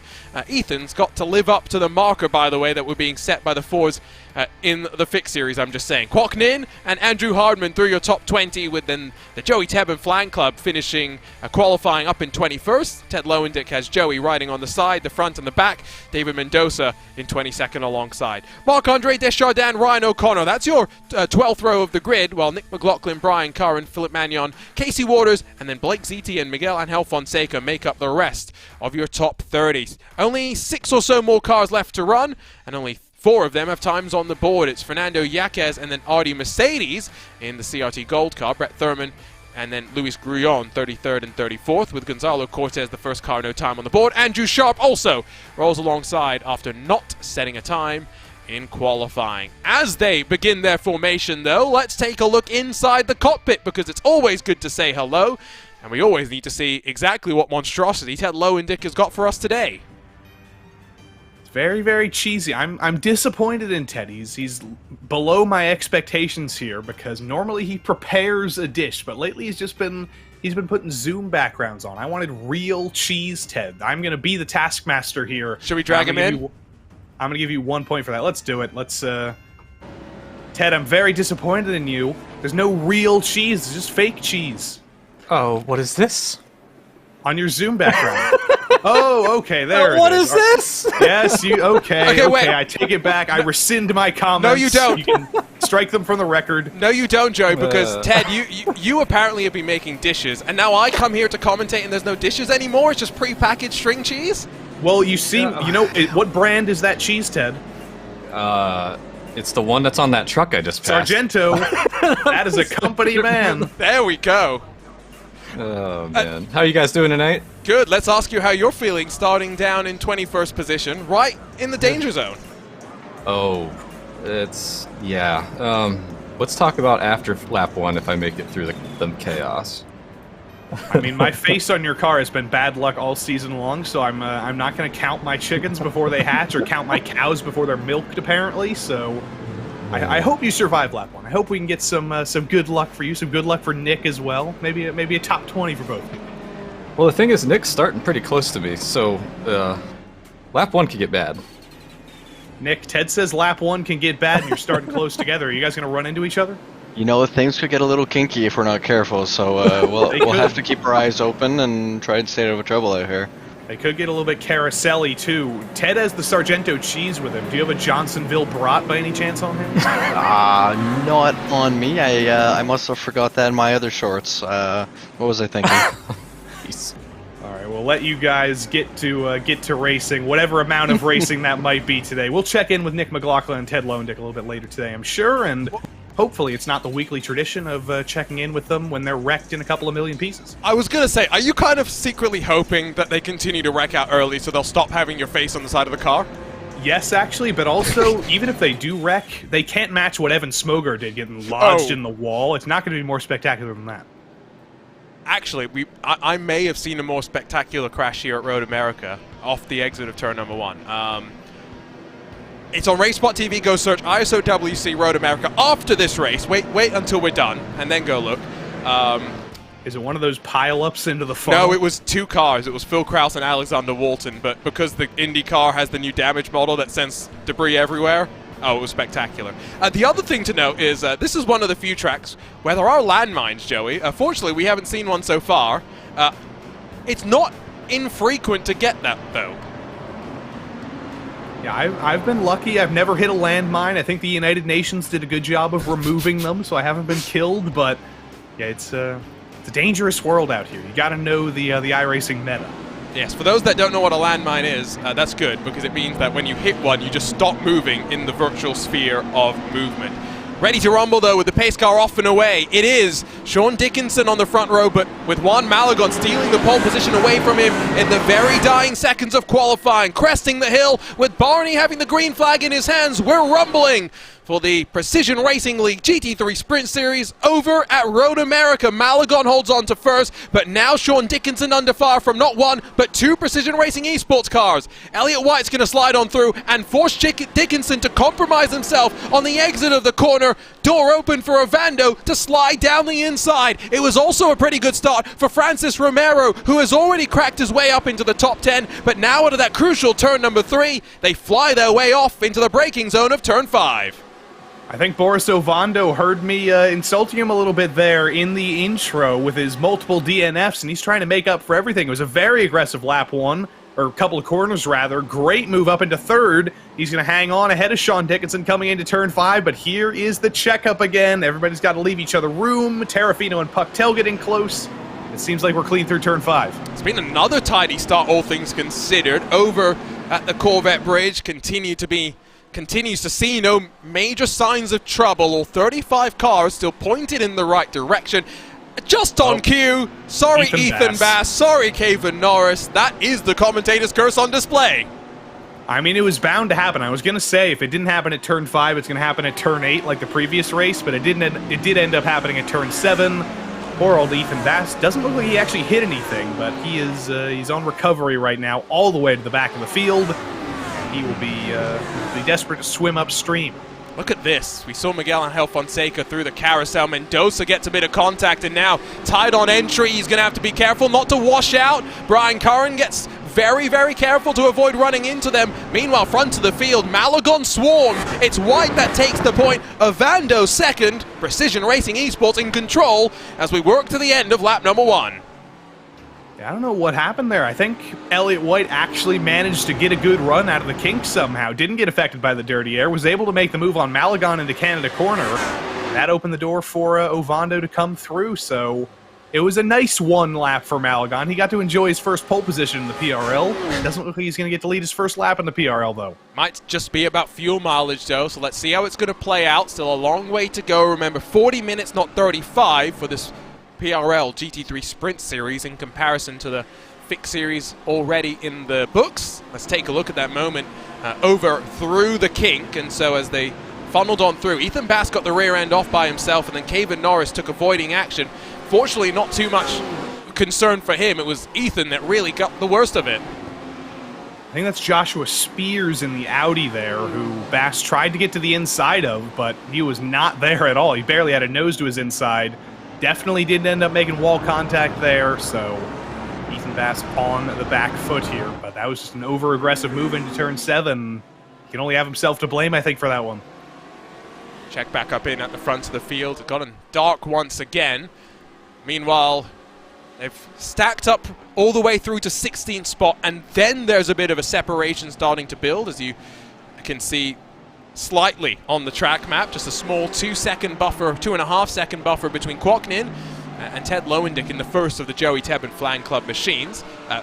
Fortunately, they survived lap 1, and now they've got an estimated 18 more still left to go. I am curious what happened to Juan Malagon. I think the replay will tell us a lot more, Joey. Talk us through it. Here we go, through the kink. Oh, just a little bit wide on lap 1 on cold tires there. We saw Diego Morales do exactly the same thing there a moment ago before we cut to this replay, so it is clearly a trouble spot, even on lap 1, even with no dirty air. It's not flat out through the kink in these cars. You do have to lift. It is a corner, and poor old Juan Malagon got a little bit overeager on lap 1. Good thing, though, is that he dropped to 3rd. Bad thing is that he's now 1 full second behind the Precision Racing Esports duo. Have they figured out something in setup, even though they're running in 2 different machines? Would not be shocked. They definitely seem to have a little bit of a turn of speed here today. You mentioned Diego Morales. He did not come off worse in what ended up happening. It was Arnaud Genet that ended up losing out the worst there, and so we'll, I think, go ahead and take a look at what has taken out one of the PRL stewards, because you never have small incidents at Road America. I think Genet was actually on his own back there, did exactly the same thing that Morales did, but Genet was not able to save it. He met that very, very hard concrete wall on the inside. Oh, and that's unsavable at that point. He did a little bit of a Tony Hawk ollie off of the curb, and that just offset the car. No amount of steering correction would have saved him there, as 3 wide does not work out with Miguel Angel Fonseca, David Mendonça, and I believe that was who else but Nick McLaughlin as the meat in that sandwich. Yeah, there's 3 wide never works. You can't blame anyone for that, except everybody. Yeah, exactly. No one takes the blame, everyone takes the blame. It's kind of the way that those situations work. Similar story to the sprint, the fixed race as well. Clean lap 1, and then slowly but surely it starts to pick up in action after that. 3/10 still the margin between the teammates at the front, while Malagon holds on to 3rd position. Francis Romero, like I mentioned on the first lap, gained 2 positions off the start. Has clawed his way up into the top 10. And was it last round that we saw Romero really struggling? Because I distinctly remember at Barber, he did not feel at one with that car. I mean, looking at the results, it doesn't seem like he had a very good finish. Well, look at qualifying to start, because I feel like he was a good 2.5 seconds off the pace or something. Qualified 33rd, 1.5 seconds off, finished 24th, 1 lap down. So him and Barber didn't get along. Which is something we talked about last week, is the fact that for a lot of the drivers, Joey, how much experience would they have actually had at the Barber Motorsports Park? Probably not very much. They've got a ton of experience here at Road America. We basically come here every single season, so even if you are new to iRacing, you're going to get your Road America experience pretty quick as Dickinson and Morales go side by side through turn 1. Diego Morales, one of the most aggressive drivers in this series, and he gave Sean Dickinson all the room he needed there. That was an aggressive move around the outside. Great stuff. That was really well executed. Love to see the, again, respect being shown on both sides just to leave the adequate amount of racing room. Martin Crisp has a now direct link up with his teammate. Abner Acosta tied for the championship lead with Francis Romero. He's in 8th. Championship rival Romero directly behind him. Let's do our cycle, or first cycle, through the field and grab a look at some of these driver webcams, because it's always fun to go and say hello. Here's Kwoknin, who's got a Harry Potter mug in the background as Dickinson is dropping down the field. That's hopefully not a bad issue. I think that might be the Kwoknin curse there as he passes Sean Dickinson. That was at turn 6, so could that have been car-to-car contact? Could that have been getting a little bit too wide? I'm not sure. I'm sure the replay machine will tell us, and right it does on cue here. Up over the top of the hill, Dickinson clips the grass on entry just a teensy bit. The rear end of the Lamborghini steps out, and he's got to do a whole bunch of rallycross to do that. I don't think it's grass. No, there's no grass. Yeah, you're right. I thought he clipped it a little bit, but no, that was just the rear end looping around a little bit late in the brakes. It's an off-camber corner. It's an elevation change. And what were you saying in the fixed series? The Lamborghini's not maybe the favorite car here. Nope. So And he almost put it on pole, so... True! So clearly his qualifying setup was a lot better than his race setup. Apparently. I know you said you've never made setups. I've not made many setups, but we've all, clicked around with buttons and we've gotten something that's half decent for a race or for qualifying. And then we've tried to go the other way. And it's always bad. That also looks bad as Fonseca's slow. Ethan Bass slips and slides his way into the wall trying to slip on through. And poor Andrew Sharp's going to lose the front end of his car. I don't mean to laugh, but that seemed like a bit of a comedy of errors. Yeah, this is a whole comedy of errors there. There's a Mercedes without a rear wing in front of Miguel Angel Fonseca. That's going to stay on track. We need to get rid of some aero. We got to make these things slippier. Casey Waters, that's a speed tail Mercedes now. What's going to happen with the lack of downforce into turn number 1 here? Well, let's see. Here we go. Is he going to be able to actually make the corner? Is he going to loop it around like an Indy car when it loses the rear wing? I mean, it looks not fine. Bad. So clearly what we've found out is that the actual wing surface itself is just a decorative piece. And it's clearly not that important. We have got Abner Acosta, by the way, now in front of Martin Crisp. 10 minutes or so done in this race, and SimCity Racing cars looking like they're falling off a little bit. Track temperatures were pretty warm when we talked in the race earlier tonight. We take a look at the track conditions. They're actually a little bit cooler. And double digits. Drivers still aren't going to be pretty happy with a 99-degree track temp, but it is a little bit better than 107. It's a little bit cooler. It is cloudy, so the cloud cover is starting to come in. It might get a little bit cooler, actually. Oh, as I say that, it ticks over into the triple digits, so the cloud cover not doing very much, actually. It was working with us for a second and then decided, no, it didn't want to play ball anymore. Yeah, it might be back. We've got 5 more minutes of racing, though, so I think it means that with the cooler conditions, tires aren't going to be that much of a factor by the time we get to the end of the race. At least I hope so. Or maybe I don't hope so, because worn tires is always entertaining racing. Here's a look at what happened, though. Into Canada corner, Fonseca up the inside, trying to get past Waters. Slightly clumsy with the tag, and that rear wing shears off perfectly, and Ethan Bass was half on the grass, half on the tarmac, and that discombobulation eventually spun him around. Casey Waters looked more fine than he was, but that was a heavy impact, and Ethan Bass just hits concrete. Andrew Sharp, you can see he's fully on the brakes there, but just couldn't quite get it slowed down in time. It was a very, very quick reaction time, but he's going to be going to the Mercedes bumper store soon here, because we need a lot of body work out here. There's been a lot of damage in these opening laps. We have an Audi that leads. Rumors circulating recently that Audi are going to pull completely out of customer racing in GT3, TCR, etc., etc. That Audi R8 LMS at the front of the field might be a site reserved for only the virtual world at this current trend. Malagon holds steady with the race leaders, not losing, not gaining. He has Espinosa Morales right on the coattails. Behind then, a bit of a gap to Acosta, Chris Romero, and Lehman, although Abner Acosta sees his championship rivals slide up the inside of Martin Crisp, and now 1 and 2 in the championship, 6th and 7th on track.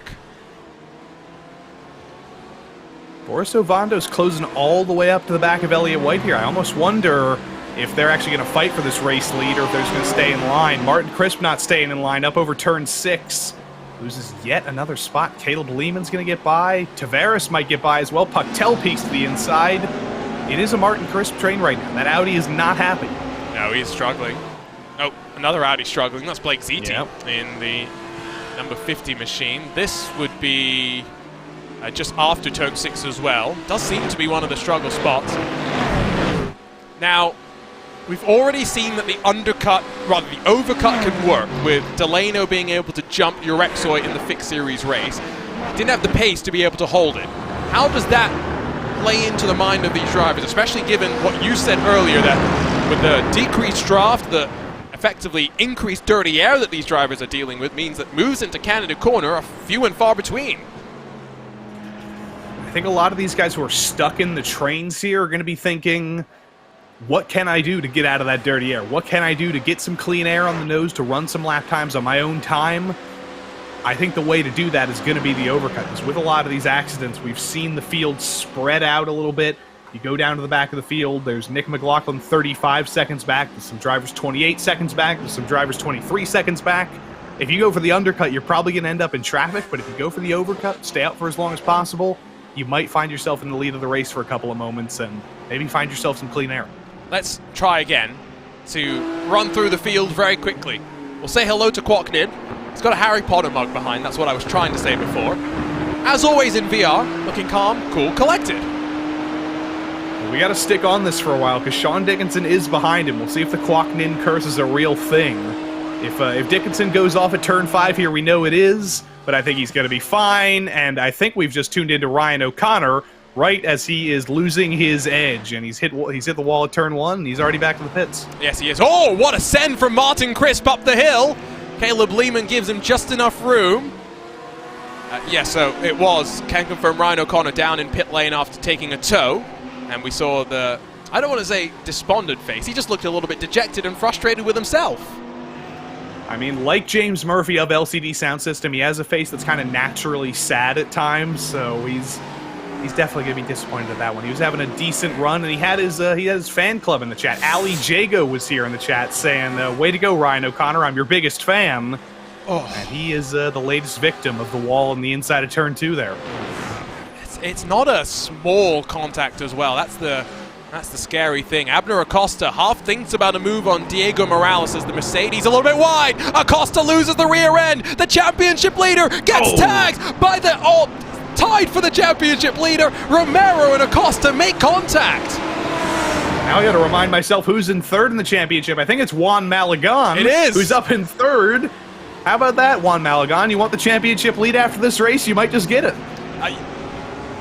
Is there a better way to describe drivers who are tied for the championship lead than championship leader and championship leader? Yes. What? Well, no, actually. Okay, and I'm just making sure. They're the best way to describe it. Because I was saying that out loud, I'm like, the championship leader goes... Because on the timing, on the scoring, Acosta is scored in front right now. Not sure if that was tiebreaker or not. And so championship leader... Whatever the case may be. Uncharacteristic mistake, though, for Abner Acosta to lose the rear end. A driver that we usually call the tire whisperer. Is that storyline of the Lamborghini just not being the favored car really bearing fruit? I mean, he did that at Jerez as well. He lost the rear end while in a battle with some other drivers. I think he was getting a little bit harder on the brakes than he normally intended to behind Diego Morales there to not get into the back of him. And that just looped him around, and Francis Castillo Romero, trying to go around Canada corner, couldn't even see Abner Acosta until it was too late. He's still out there in the top 7, but he's got damage, and Boris Ovondo's taking the lead as Elliott White's made a mistake.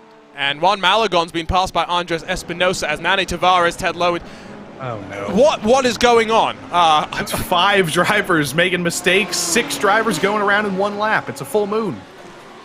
Clearly there's oil on the track. Joey's face involved in yet more drama.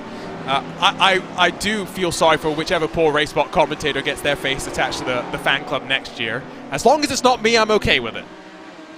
I mean, you're next in line. You're next in the line of succession. So really? If I am to fall, you might be the issue. So I'm going to have to recuse myself from all PRL duty for next season, is what you're telling me. Maybe. That's how you save yourself. Save my sanity, maybe not my reputation. Here we go down the hill. Pucktel to the inside of Tavares, to the inside of Crisp. And Tavares, again, Lamborghini loses the rear end by itself, and Crisp pays the price. Yeah, they went 3 wide into turn 5. Martin Crisp went he didn't lose the rear end by himself. He got a tag from Pucktel there. 3 wide never works at Road America, and it certainly didn't work there, even with Martin Crisp leaving all sorts of room, going all the way into the runoff on the entry to turn 5. 5 into 1, or 3 into 1 rather, it very rarely goes. And so then, separately, what happened with your race leader that saw Elliott White not just lose out to Boris Ovando, but for a moment it looked like he was going to lose a considerable amount of time. Here we go, we'll get a better indication. It's up the hill and on the grass. That's what you were talking about before. That one was a clip of the grass, and it's an easy thing to do because you've got to make sure when you're in a GT3 car like this that you know your surroundings very, very well. You know your hitbox, basically. You know the edges of perception of your car. And Elliott White just got a little bit too far to the right. He had no idea he was on the grass until he started braking. And he almost lost out to Juan Malagon, but at turn 7 here, it's so hard to go around the outside. Contact doesn't help, and that's how Elliott White hung on. And that's how Andres Espinosa was able to get past Malagon for 3rd as well. That little hit check, innocuous contact. I'm not saying that there's a penalty, excuse me, warranted because of that, but it's one of those situations where without the contact, Malagon holds on to third and now has got to do the work to get up forward again. You mentioned it in the fixed series race. We're going to see slightly earlier pit stops, Joey, because we're seeing more time on full throttle, a longer lap. I would not be shocked if we see these drivers in again, about 3 minutes time, right about 18 minutes to go. I think Michael Terrafino has already come in for a green flag stop. It was 14 seconds in the box, so that seems like a reasonable number to me for a normal stop. He's come out of traffic. He's 12 seconds behind Ted Lowendick. So I think Michael Terrafino might be the first driver to kick off this strategy. Let's see if anybody follows him in this time around.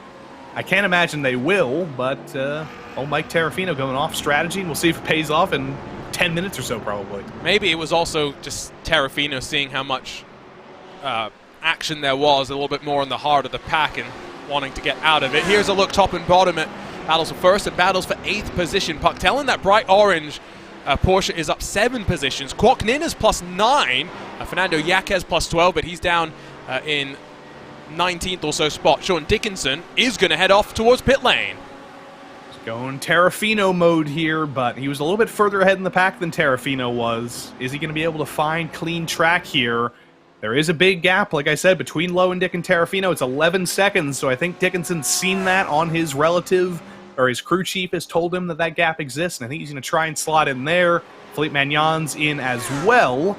Or was he the driver who went around out of the final corner? Yes, he was, and I think he just minimized his losses and came to the pits anyway. He's lucky that's not a front-engine car, because that was a bonk to the wall. Gets away with it. Have a bit of steering damage as a result. So Dickinson Magnon in on this previous lap, and it means that Sean Dickinson is going to filter out behind Michael Terrafino. What a difficult day it has been for that SimCity Racing 64, given the promise shown in qualifying. Speaking of promise, Elliott White looked pretty comfortable at the front. One mistake, and now he's struggling to get back within half a second of his teammate. He's done a good job of getting it below a second, though, so that tells me that he does have some pace. That tells me that the battle isn't over yet, but it is going to be a very, very difficult job of actually making that move. Through the kink, he's a little bit better. He's a minuscule amount better through the high-speed corners, but on the straights, the BMW definitely has the advantage in a straight line.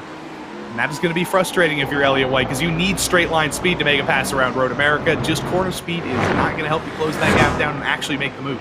You know how they say third time's the charm, Joey? Yes. We're going to try for a third time to go through the field. I'm saying that very cautiously because I know chaos is about to kick off. Say hello to Caven Norris, who has been involved in a couple of things here and there. Still finds himself up 6 positions in 12th. I was going to say, if you don't want chaos, you definitely don't want to go with Caven Norris, but he has done a good job of recovering up in the top dozen. Espinoza and Malagon are in. A whole host of drivers are in. Pucktel's in. Spears is in. I think we might just be about to get interrupted again. I think it's a good time for the pit stop window to start as well. Have a quick lap or so to cycle through. There's Nick McLaughlin a little bit further back. Your face has not done much to bring him luck, and I think we can probably say the same thing about poor Ted Lowendick, who, to be fair, is directly behind his Joey Tebben fan club teammate. Both of them have had their one spin, their obligatory one spin of the race here, so hopefully that's the last one.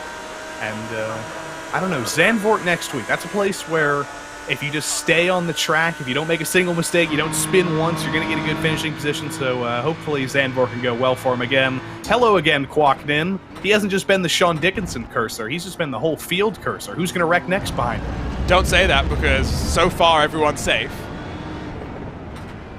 Okay, we're still safe now, that's good. Kwok Nin, someone that has been hot and cold this season. We've seen him shown some speed, shown some racecraft as well in his Vaporworks SimSport number 86. The thing that has, it's not always luck that you make, right? There's that quote from golf where you make your own luck. Sometimes you put yourself in bad positions as well. Not always your own fault, but it's just a chain of incidents that lead you into a certain spot. I'm scrolling down the championship order right now because I think Kwok Nin, I'm correct, he's one of the 6 drivers in the series this season who's finished every single race so far. There's not many left. There's Francis Castillo-Romero, Martin Crisp has finished every race, J.R. Williams has finished every race, but I don't believe he's actually here in the field tonight unless I missed him, so his streak is over. It is. So Kwok Nin, one of the 5 drivers who's going to be finishing every race this season. If he doesn't get that, by the way, that is a commentator's curse. We're going to come back and we will pin the blame on you. Ovando White Morales with 16-ish minutes to go. I think we're guaranteed to see everyone in at the end of lap number 11. Should have about 8 or so laps still left to run, just under that probably. And see who gets the best cycle out of the pit lane. Now, Malagon stopped for 13.8 seconds, so it wasn't a lengthy stop by any means.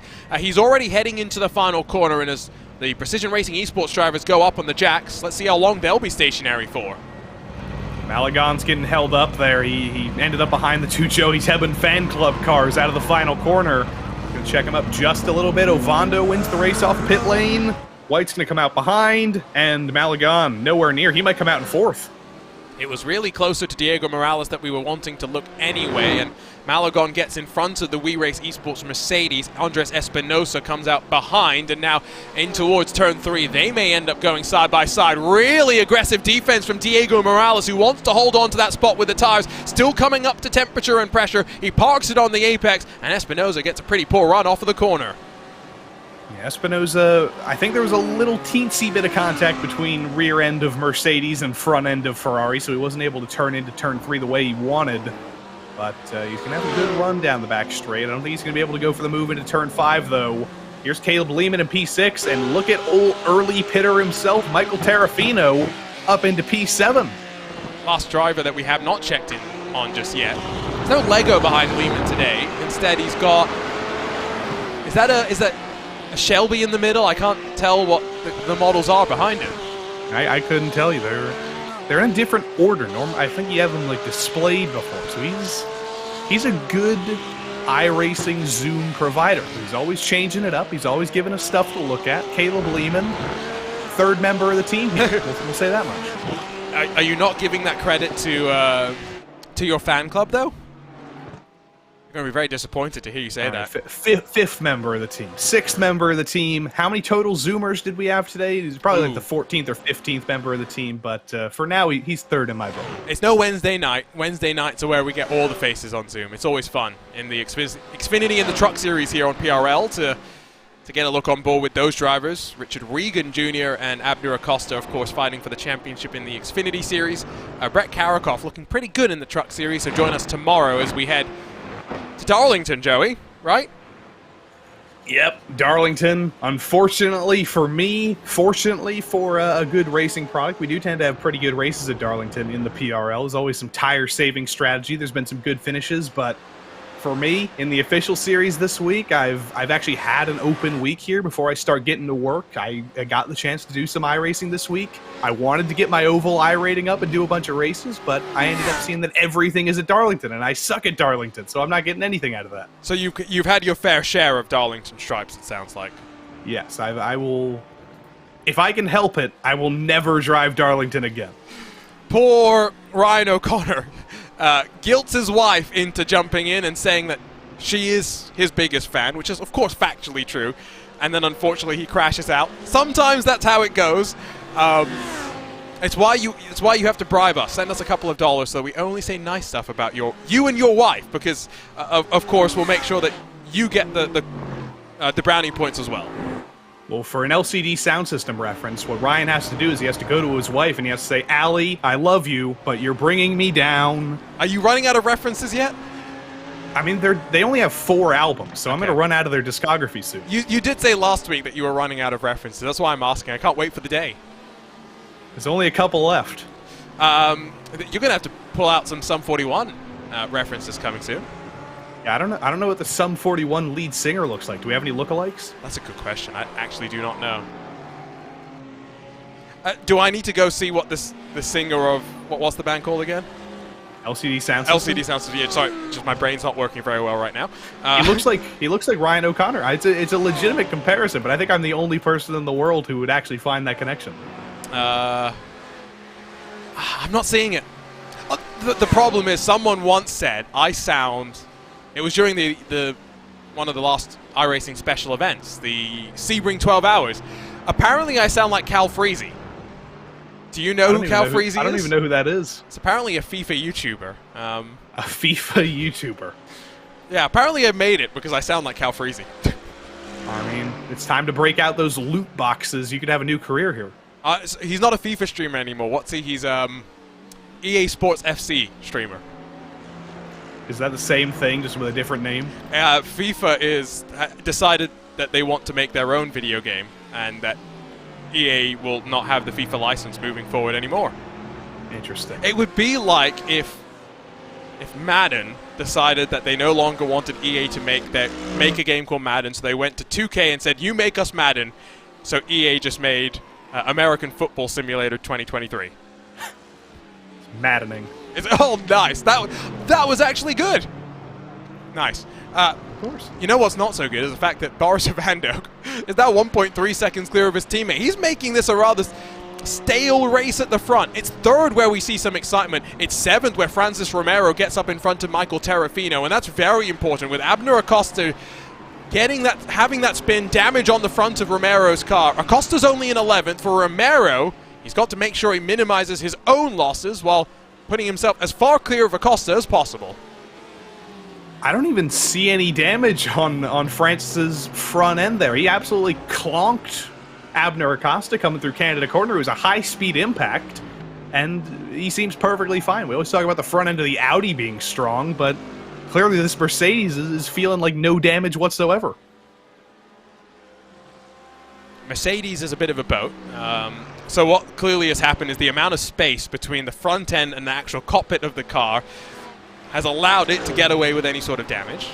Yes, we've shortened the wheelbase. I don't think it's... Oh, now I need to go look back at my statistics. Last year, or maybe it was the year before, and then I redid it last year because I wanted to make sure it was up to date. I went through and listed out all the dimensions for the different GT3 machines because I'm always curious. We talk about the BMW M8 being big as Michael Terrafino has a big one through the final corner, gets the tires off into the grass, and he'll head straight down to pit lane. That is such a shame. Off strategy, was having a great run. Fixed Series champion from last season, moving up into the big series, was in the top 10. But I always mention the last corner here. You don't necessarily think of it as one of the danger zones, but it absolutely is. You're trying to carry as much speed as humanly possible. If you get it just a little bit wide, you clip that grass a little bit too much, which is exactly what Terrafino did. It's too late to save it, and there's some tires there pointing right onto the track. He's done for the day. Pretty simple decision to bail off onto pit lane there. Malagon still holds on to third. Morales Espinoza tucked up behind with Ovando and White now split by 1.5 seconds. Not expecting them to really squabble too much. So like I was saying, I went through to see what the dimensions were. I wanted to make sure I got a good sense for things. Martin Chris gets up in front of Josh Spears. There's a couple of those recovery drives, of course, continuing that through turn 5. The Mercedes, we talk about it being a long car, but it's actually about the same length as, what's the closest point of comparison, at least that we have here in iRacing. It's about 100 centimeters, so about a meter. No, that can't be right. Conversion. Joey, I always make the claim that metric units are better. I'm struggling.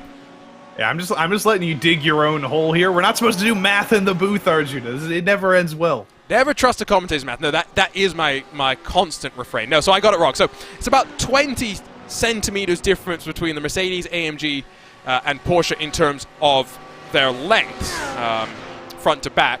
Do you know what the longest GT3 car is? Good question. I think in the future I would change it because I want to go for like a Maybach limousine GT3 car, but I don't know what the longest one would be. So, if I tell you boat, what do you think of? Jeff Bezos. Oh, you're not familiar with the Boatley memes, are you? The Bentley. Yes, it's not actually the Bentley. It's the BMW. I mean, I guess that makes sense. It's big. Do you know which is the tallest GT3 car? I feel like that would have to be the BMW too. No, it's the Bentley. I guess that makes sense. The BMW is tall, but it's tall relative to an Audi. It's not tall relative to a Mercedes, for example. One final one. Now, this is difficult because width, some manufacturers measure with the mirrors included, and so how far it juts out, and some do not. But roughly, what do you think is the widest GT3 car? KTM. KTM GT. They have a KTM GT4 car. They don't have a GT3? Not that I'm aware of. Not a real one. Not a homologated one. I was going obscure. I don't widest. Ah. I mean, Lamborghini's pretty wide. Yes. Okay. Yes. Good. By a margin as well. They're basically all about the same, to be fair, in terms of width. The Audi's about the slimmest, just under 2 meters in width. They end up landing at about 2 meters and 5 centimeters across the board. Pretty interesting to see how close they are on that.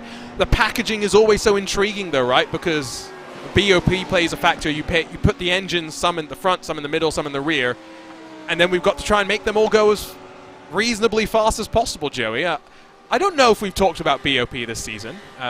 What's your thought on it?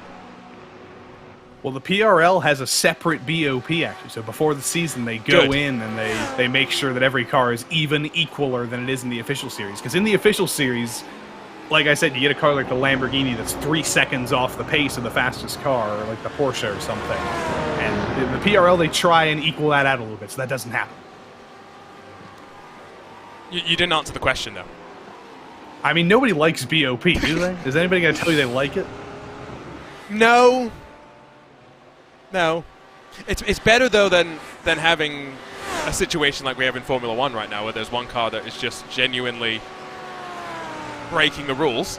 I'm not saying that they're cheating. I'm just saying that it's 30 kilometers an hour faster in a straight line than everyone else.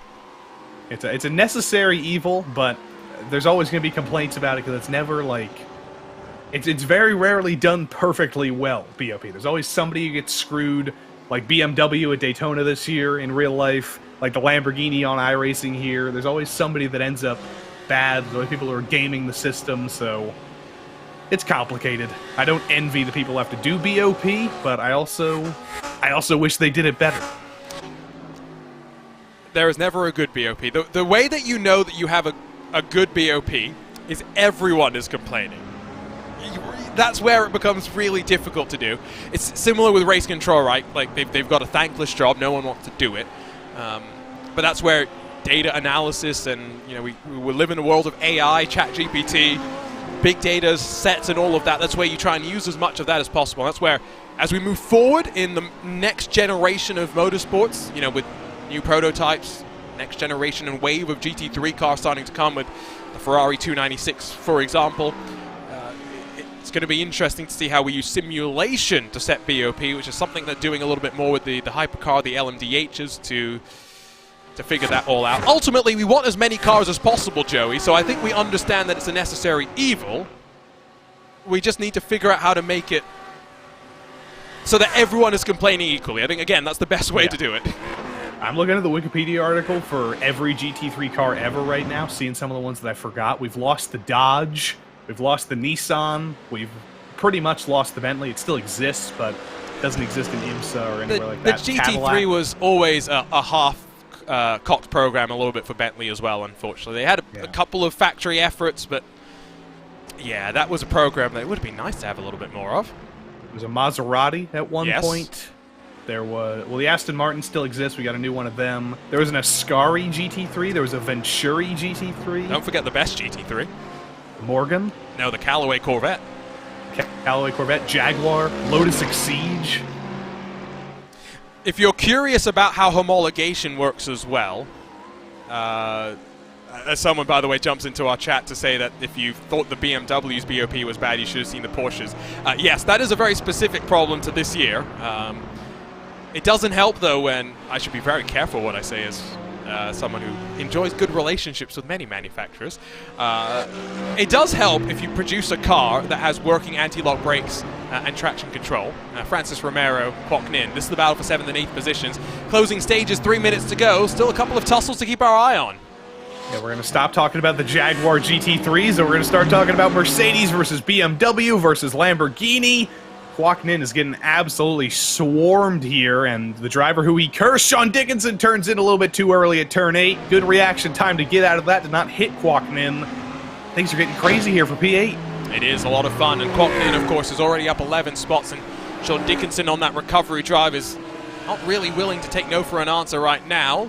Again out of turn 6. This is Artie Mercedes, Luis Grion, and Casey Waters as the Nomad Sim Racing car reattaches its rear wing and rolls back out with 2 of the Seabao Racing Team cars in front of him. Those CRT Gold machines. Nice and distinctive and easy to pick up. Where's your race leader, Boris Ovando, coming towards the line, white flag in hand. 4 and a bit miles left to run. Elliott White's closed the gap down a little bit on that last lap. He's about 4/10 faster. This might not be over. He's in the draft. He's in the straight line speed. We know he's a little bit better. Through those high-speed corners, through turn 1 here, can he close the gap down at all? He does a little bit, still within about 6/10. This race might not be over for the lead. It might be just getting good here on the last lap again. Do you remember how White initially got past Juan Malagon? It was a snap through the kink. A very nervous car with cold tires on the opening lap. So the pole position winners dropped from 1st to 3rd. Boris Ovando and Elliott White did not look back after that, while they head off in towards turn number 5. Still about 4 car lengths between the 2 of them. Out of turn 3, Kwok Nin, Sean Dickinson. Kwok Nin lost a little bit of ground off of turn 3 to Romero, and so he's not got the best run. The Lamborghini charges and builds its momentum. See, Sean Dickinson get one more spot back here. I don't know if Sean is out of the championship conversation necessarily, but being 50-plus points back with 1 week to go, or 2 weeks to go, rather, he might as well be out of it. There's an off into turn 1. Artie Mercedes. He is Artie Audi, and he's off into the gravel. That Audi not looking too bad in terms of damage. They're able to stop it before it rolled into the wall. Through the kink, final time. Elliott White in the draft, but more in dirty air, if anything. And in towards Canada corner, you can just see Delta grows. He's not closing into the final passing opportunity. I think Elliott White is going to be desperately asking one more lap, please. If I could have one more lap, I'd have a better shot at things, but Boris Ovando has managed this perfectly. He's holding just enough of a gap that he can basically cruise it into the final corner here, and he will have his 2nd win of the season. It's been win or bin this season for Ovando. He's got 2, or he will have 2 wins in a matter of moments here, and 4 DNFs as well, but the 2 wins are more important. Well, for Precision Racing Esports, they've been led by Abner Acosta for the most part. Boris Ovando and Elliott White, 3 rounds to go. Turn that on its head. Ovando crosses the line with White in tow with Precision Racing Esports 1 and 2 at Road America, while Juan Malagon etches closer to that championship lead by grabbing that final step on the podium. Morales Espinosa finished 4th and 5th, and then we'll have a bit of a wait before we get Caleb Lehman, Francis Romero, Kwok Nin, Sean Dickinson, and Abner Acosta over the line. 2 races, and 2 pretty tumultuous races, Joey. Overall, with the championship pictures changing a little bit more once again. This is going to get crazy into the final weeks because the order in the championship coming into this race was Acosta, Francis Castillo-Romero, Juan Malagon. The order in this race, Malagon, Francis Castillo-Romero, Abner Acosta. So it's literally the reverse order with multiple spots between them. It's going to be a very, very tight championship battle, which is great to see. Great to see Casey Waters coming across the line. They did find a rear wing, and the rear wing stored across the line there. Nick McLaughlin brings it to the finish eventually as well. Not actually a lot of DNFs here. There were a couple, but with all the calamity we saw, a lot of drivers still brought it to the finish. Absolutely. It was Ethan Bassano, Janae Rhino, Connor Blake, ZT Andrew Shoppin, Michael Terrafino, the 6 retirees that we saw here today in this sprint race. Fixed race did see a little bit more chaos, carnage, and drama. Wait for Philip Magnon to come to the line. We'll grab a look at our race results. We'll head off to Victory Lane to chat with a couple of our drivers heading out of this 8th round of the 2023 Season 2 in the GT3 Sprint Championship. What a race. What a series of races that we had here today. And after 19 fascinating laps, it's Boris Ovando that ends on top. Elliott White in the sister Precision Racing Esports car, but in the Audi, not the BMW, 2nd. Juan Malagon might be in the championship lead, but with drop rounds, who knows? It's all to play for with 2 rounds after this. Diego Morales, Andres Espinosa, and then Caleb Lehman, Francis Romero, Kwok Nin, Sean Dickinson, and Abner Acosta through the top 10, with Dickinson and Acosta in those Lamborghinis having to fight and claw their way back up into the top 10. And Kwok Nin plus 11, double-digit gains up into that top 10. Martin Crisp down in 11th for SimCity Racing with Joshua Spears, Ryan Pucktel, Kevin Norris, and then Fernando Yaquez through your top 15. Yaquez gaining 16 positions after starting down in 31st overall. Mendonca, Marc-Andre Desjardins, Tommy Bressone, Andrew Hardman, and then Brian Curran complete your top 20. Plenty of cars finishing on the lead lap once again, with Brett Thurman in front of Luis Grullon, who just edged out Casey Waters and Miguel Angel Fonseca on the run to the line. Nick McLaughlin just beating off Nane Tavares by 2/10 of a second. Audi Mercedes drops to 27th in the closing laps, with Joey Tevin's fan club and Ted Lowendick 28th. Philippe Magnon, the final car, scored on the lead lap. Michael Terrafino, the first of the retirements, with Andrew Sharp, Blake Ziti, Ryan O'Connor, Ethan Bass, Arnaud Genet, and Gonzalo Cortez rounding out the 36 cars that took the green flag 19 laps ago. Fastest lap went the way of Boris Ovando as well, just to put the cherry on top of the cake. Let's head straight down to victory lane, though, where Joey Tevin standing by with Boris Ovando.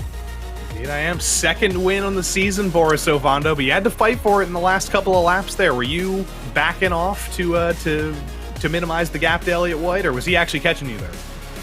No, I was struggling. The tire, I thought I took care of the tires in the initial stint, but they just weren't there, and I was slipping and sliding. Canada corner, I kept missing the apex, and so Elliott was just more consistent those last 4 laps. But luckily, I had enough of a gap where I was able to keep the lead.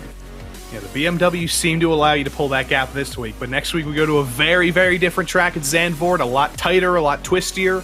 You think you'll have similar pace in the BMW there?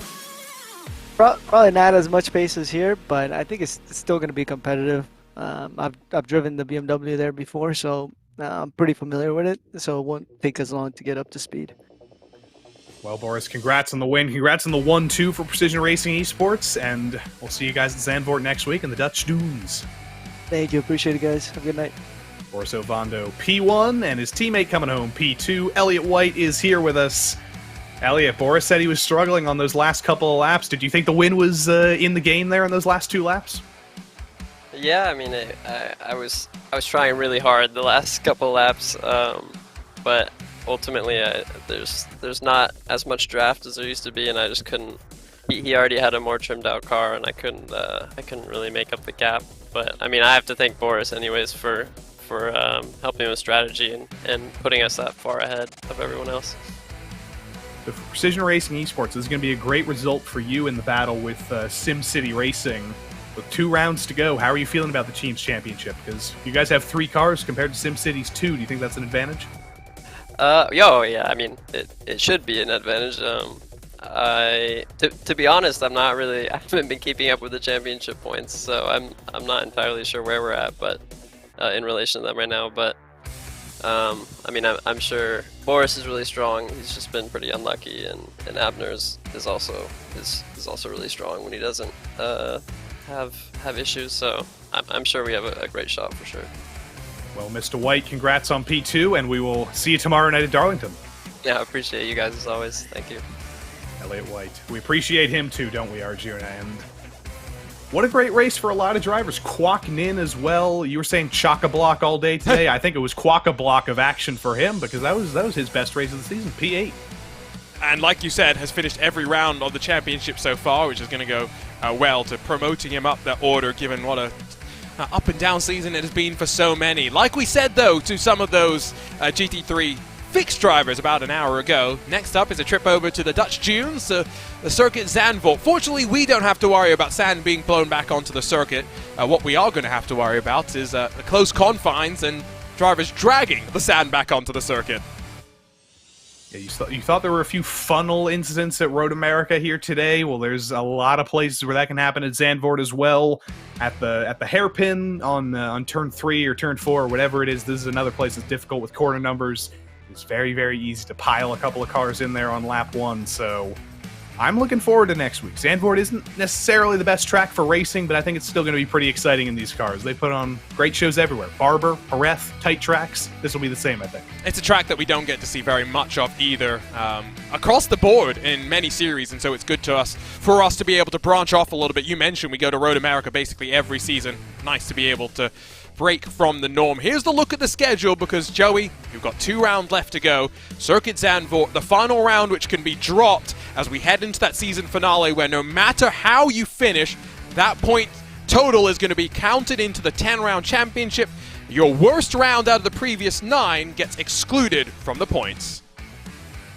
And It's a Dutch penultimate round and a German final round. As they say in German, Ich freue mich auf die letzten Runden dieser Saison. I am very excited for the final rounds of this season. I think it's going to be great, and we have no idea who's going to win this championship. So often in the PRL, it's one driver dominating all season long. It's not been the case here. We have no idea. 2 weeks to go. How much Dutch do you know, Joey? I know that there is a fried sausage dish called a frikandel, and I think that's the only Dutch word I know. Well, you better get your Duolingo ready for next week when we roll out over at Zandvoort. For now, though, round 8 in the books. It's starting to take shape. The championship picture in both the GT3 Fixed and the GT3 Sprint Series take another fascinating twist here, and America's National Park of Speed. The PRL action rolls on. The next couple of nights, we'll be back 7 days from today to do it all over again. For the team at RaceSpotTV, for Joey Tebben alongside myself, Arjuna Kankipati, thank you so much for your company. We'll see you in 7 days over in the Netherlands to roll on with another GT3 doubleheader.